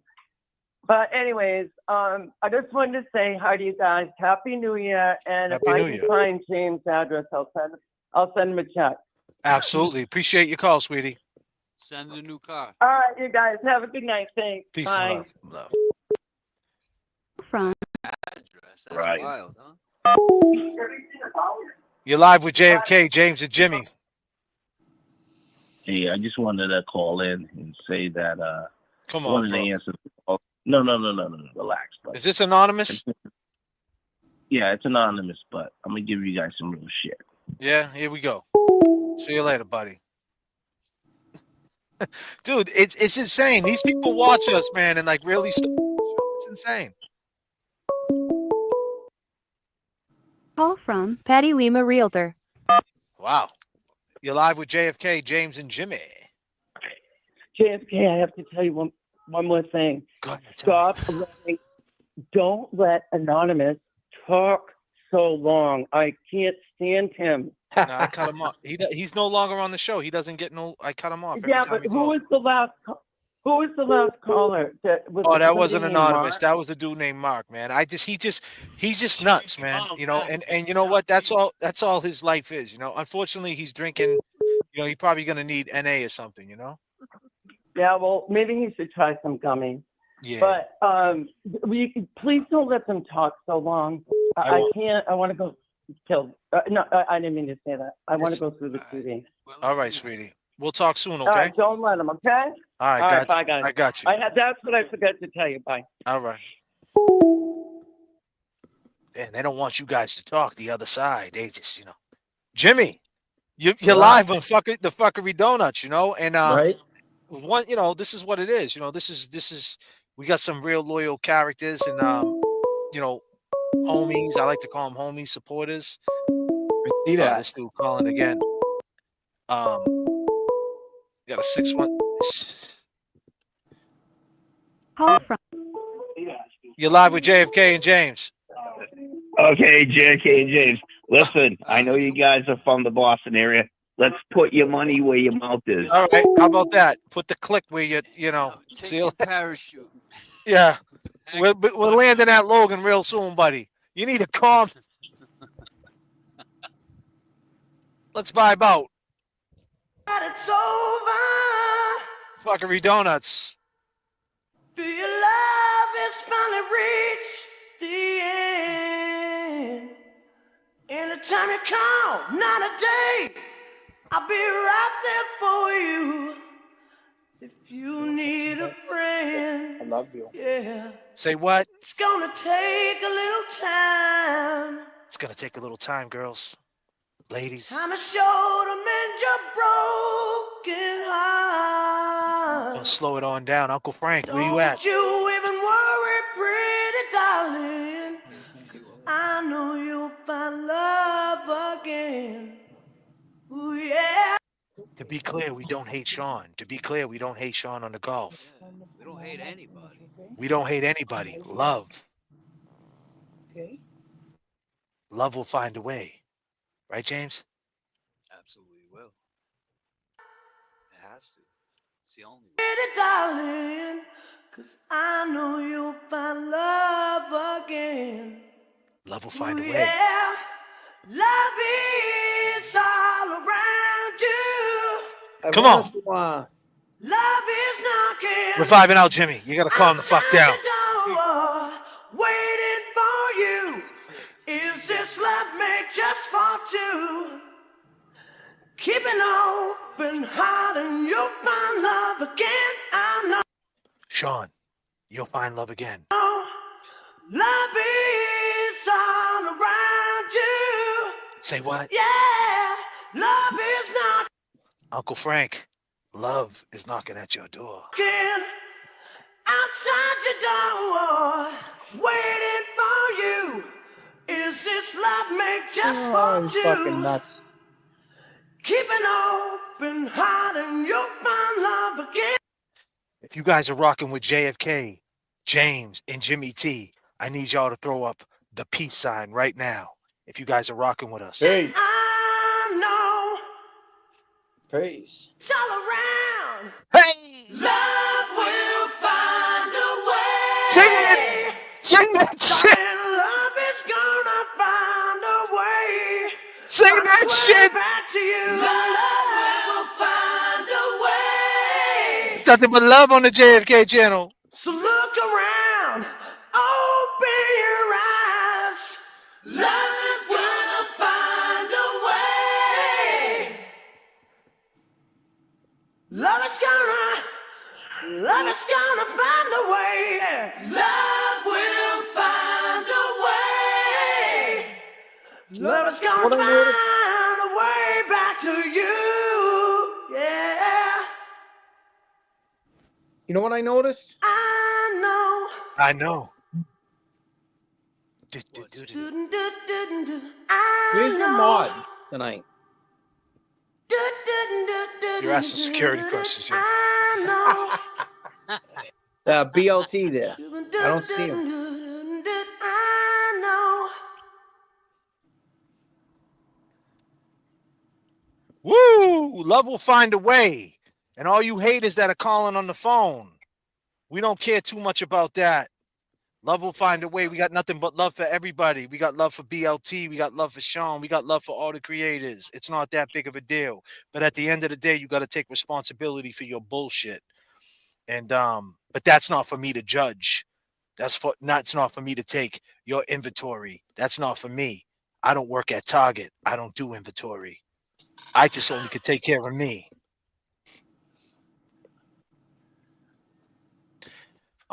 Jimmy, I got one question before we end this live stream. What do you think? Before you got cut off, people are asking, what do you think about this Higgins situation? Those two dudes that you're accusing, right? They're decorated dudes. What happens? Like, can you look at this from both sides? And this comes out that she actually did it. Are you ready to, like, you know, put it out there that you were wrong? You sound like Higgins, bro. You wrong. Is this Higgins? Is this Higgins? You wrong. You're Higgins. Why are we wrong? Why are we wrong? Higgins, bro. This part right here, Jimmy. And this comes I'll tell out. you what I think. They're decorated dudes. Oh, this part right here. Dudes, what happens? Like, can you look at this from both sides? And this comes out that she actually did it. Are you ready to, like, you know, put it out there that you were wrong? You sound like Higgins. He didn't say when this goes to trial and she gets found guilty. He said, and when this comes out. Was that a riddle, Jimmy? He's an ATF agent. What does ATF agents do? They get witnesses to shave points off their federal bid, right? That's what he does. He tries to turn people, right? So at the end of the day, was that a riddle? When this comes out, and when this comes out, he didn't say when it goes to trial and she gets found guilty. And when this comes out, what's going to come out? What does he mean, Jimmy? Is that a riddle that we need to figure it out? That wordplay? I don't know, man, but I'll tell you what. James says it all the time. That's a lot of context in a 22-second call, man. And he said he couldn't have a conversation in, what, a minute? 40 seconds. No, he's no 22 seconds exactly. He said he couldn't have a. Wow. He said he See, couldn't that's have a God's- conversation. That's God's gift, man. That proves it right there. That's God's gift to Karen right there. Because listen, that guy called in your show, right? Think about that. I know you have. He's an ATF agent, former, because he's fucking pushing paperwork now because he fucked up at it being an ATF agent. So, yeah, you Higgins. Yeah, you Higgins. Yeah. But anyway, James, so, hold on 1 second. James, please check your quits beer messages, whatever that means. Susie, love watching you guys from down under. Thanks, mate. We got Triple J tonight, the best of the best. You right, Nelson. We got all J's up in the building. Love that you guys do late lives as I can watch live from Australia. No question, Susie. Thanks for the $39.99. Appreciate you. So you don't think it's a riddle when he said that? You think that he just said a whole lot? I just think that he knows why Karen said John died. He knows why. Why? Because why'd she say it like that, dude? Why'd she say John died? That's like you guys. Why didn't he go help her? You guys. He's were a gonna decorated fight when dude. John died, right? You're a decorated fucking dude. Why are you at the police station trying to see what the Canton police are doing? You scumbag. You know what you were doing. Ain't no ATF on this planet going to move fucking cars in a snowstorm. Say that again, Jimmy.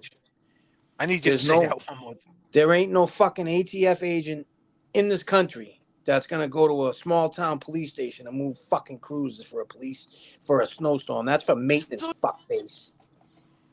You're a liar, fuckface. Woo! Let's go through some pictures, Jimmy, real quick. I need you to give me some one words for all these pictures, man. I need you to give me one word for all these pictures before I end this. Let's see him.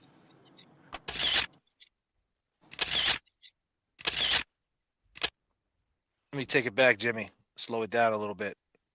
That beautiful. One word. That's beautiful, man. Wow. Scumbag. Look at him. I'm just gonna say scumbag. Oh, she's evil. I'd love to see her in Framingham. You know what they'd do to her in a tuna can? Jennifer McCabe. You James, you got a word for her? Yeah, it's freak, man. She looks like a freak show. She looks like a fucking maniac. Imagine coming home late and she's your wife. Look at her there. Imagine putting the recycling bins out. Jeez. One word for this guy. He's a lying little. He's a liar. James, what do you think? Look, he's a coward. Fake crying. Faker. That's one word for her. Faker. One word, James. Man, sad. One word for this guy again with the knuckles. Fucking pull up. Pull up. What does he Pull say? up. What's Turtle Boy say? He says. Pull up, There's something Turtle Boy used to say about this little bastard. Pull up, bitch. Yeah, pull up, bitch. One word for that guy. Professional liar. Yeah. Professional liar. That's two words, but. Yeah. One word for Matty M on the backup. Weasel. He's a weasel. Shit stain. I need a fucking phone. I need a phone light to read in court. One word for. One word for your uncle. Beast.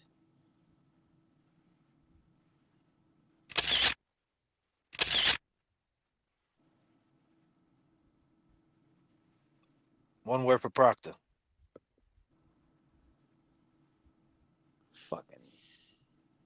Fucking slime ball. He's a slime ball. That can be one word, slime ball. Oxygen thief. One word for Karina. The Greek couple that was there that seen all this shit going on but didn't see it. Courage. Yeah, she's What about kinda you, James? She's kind of lying though. What is it, James? I would say she's naive. Yeah. I don't know if she was. That's the husband. What do you think about him? Naive, same thing. He didn't say much, right? Oh, Canoni. Got a puppet. Got a puppet. Oh, we got to give him some love, man. Hold on a minute. Feel your love has finally reached the end. Anytime you call, not a day, I'll be right there for you. We love Miss you, Piggy. Canoni, you're a real gutter puppet. That's She is. crazy. What a scumbag she is. She's an auction. What's this? They all steal auction all day. Oxygen. That's happiness, man.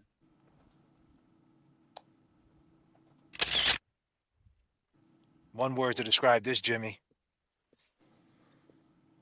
Strong. Who is that? Who is it? That's Karen Reed staring at Jen McKay. Yeah. That's what strong. I thought it was. Won't even look at her. Kerry Roberts.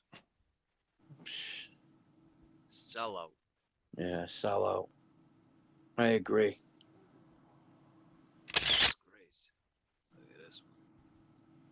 Which one's that? Aruba? 6 donuts. Six That's donuts. 6 donuts. Oh, one word for her, donut. Donut. Find it, dude. I can't find a Dunkin' Donuts at that time. I'm up to go to work every day. There ain't a Dunks open. Allegedly, there was in Canton that morning. Yeah, They say that. That's Brian Albert's daughter. I don't really remember her. Kinda. Oh, saw him jogging that day, dude. He's an animal. He's an animal. I said, Yannetti. He goes, he stops. He's like, yeah. I said, are you David? I go, David? He was like, yeah. I said, free Karen Reed. And he kind of like gave me a smirk and then one of these, like taps his heart and fucking like a, nice. Like he appreciated it. It's pretty cool, man. Nagel. This lying ass fucking punk. Wasn't he the only one that actually said that? He saw Lally. Oh my God, dude. I don't think there's anyone in the world. I hate him worse than I hate Higgins. That dude is just a clown. Higgy Wiggy. Higgy Wiggy. I know you got a good one word for Higgins, right, James? It's kind of 2 words, but we made it 1.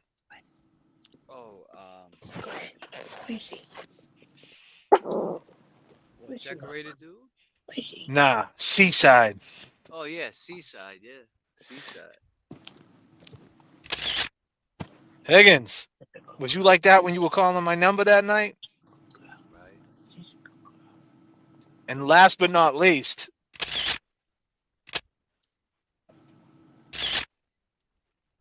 this fucking guy. That's Caillou. Who is that? It's Chris A. Oh, that's right. Yeah, he's a real fucking wacko. How about nobody talks much about that asshole that thinks he's an accident reconstructionist there? That Trooper Paul. What a fucking moron, huh? Right.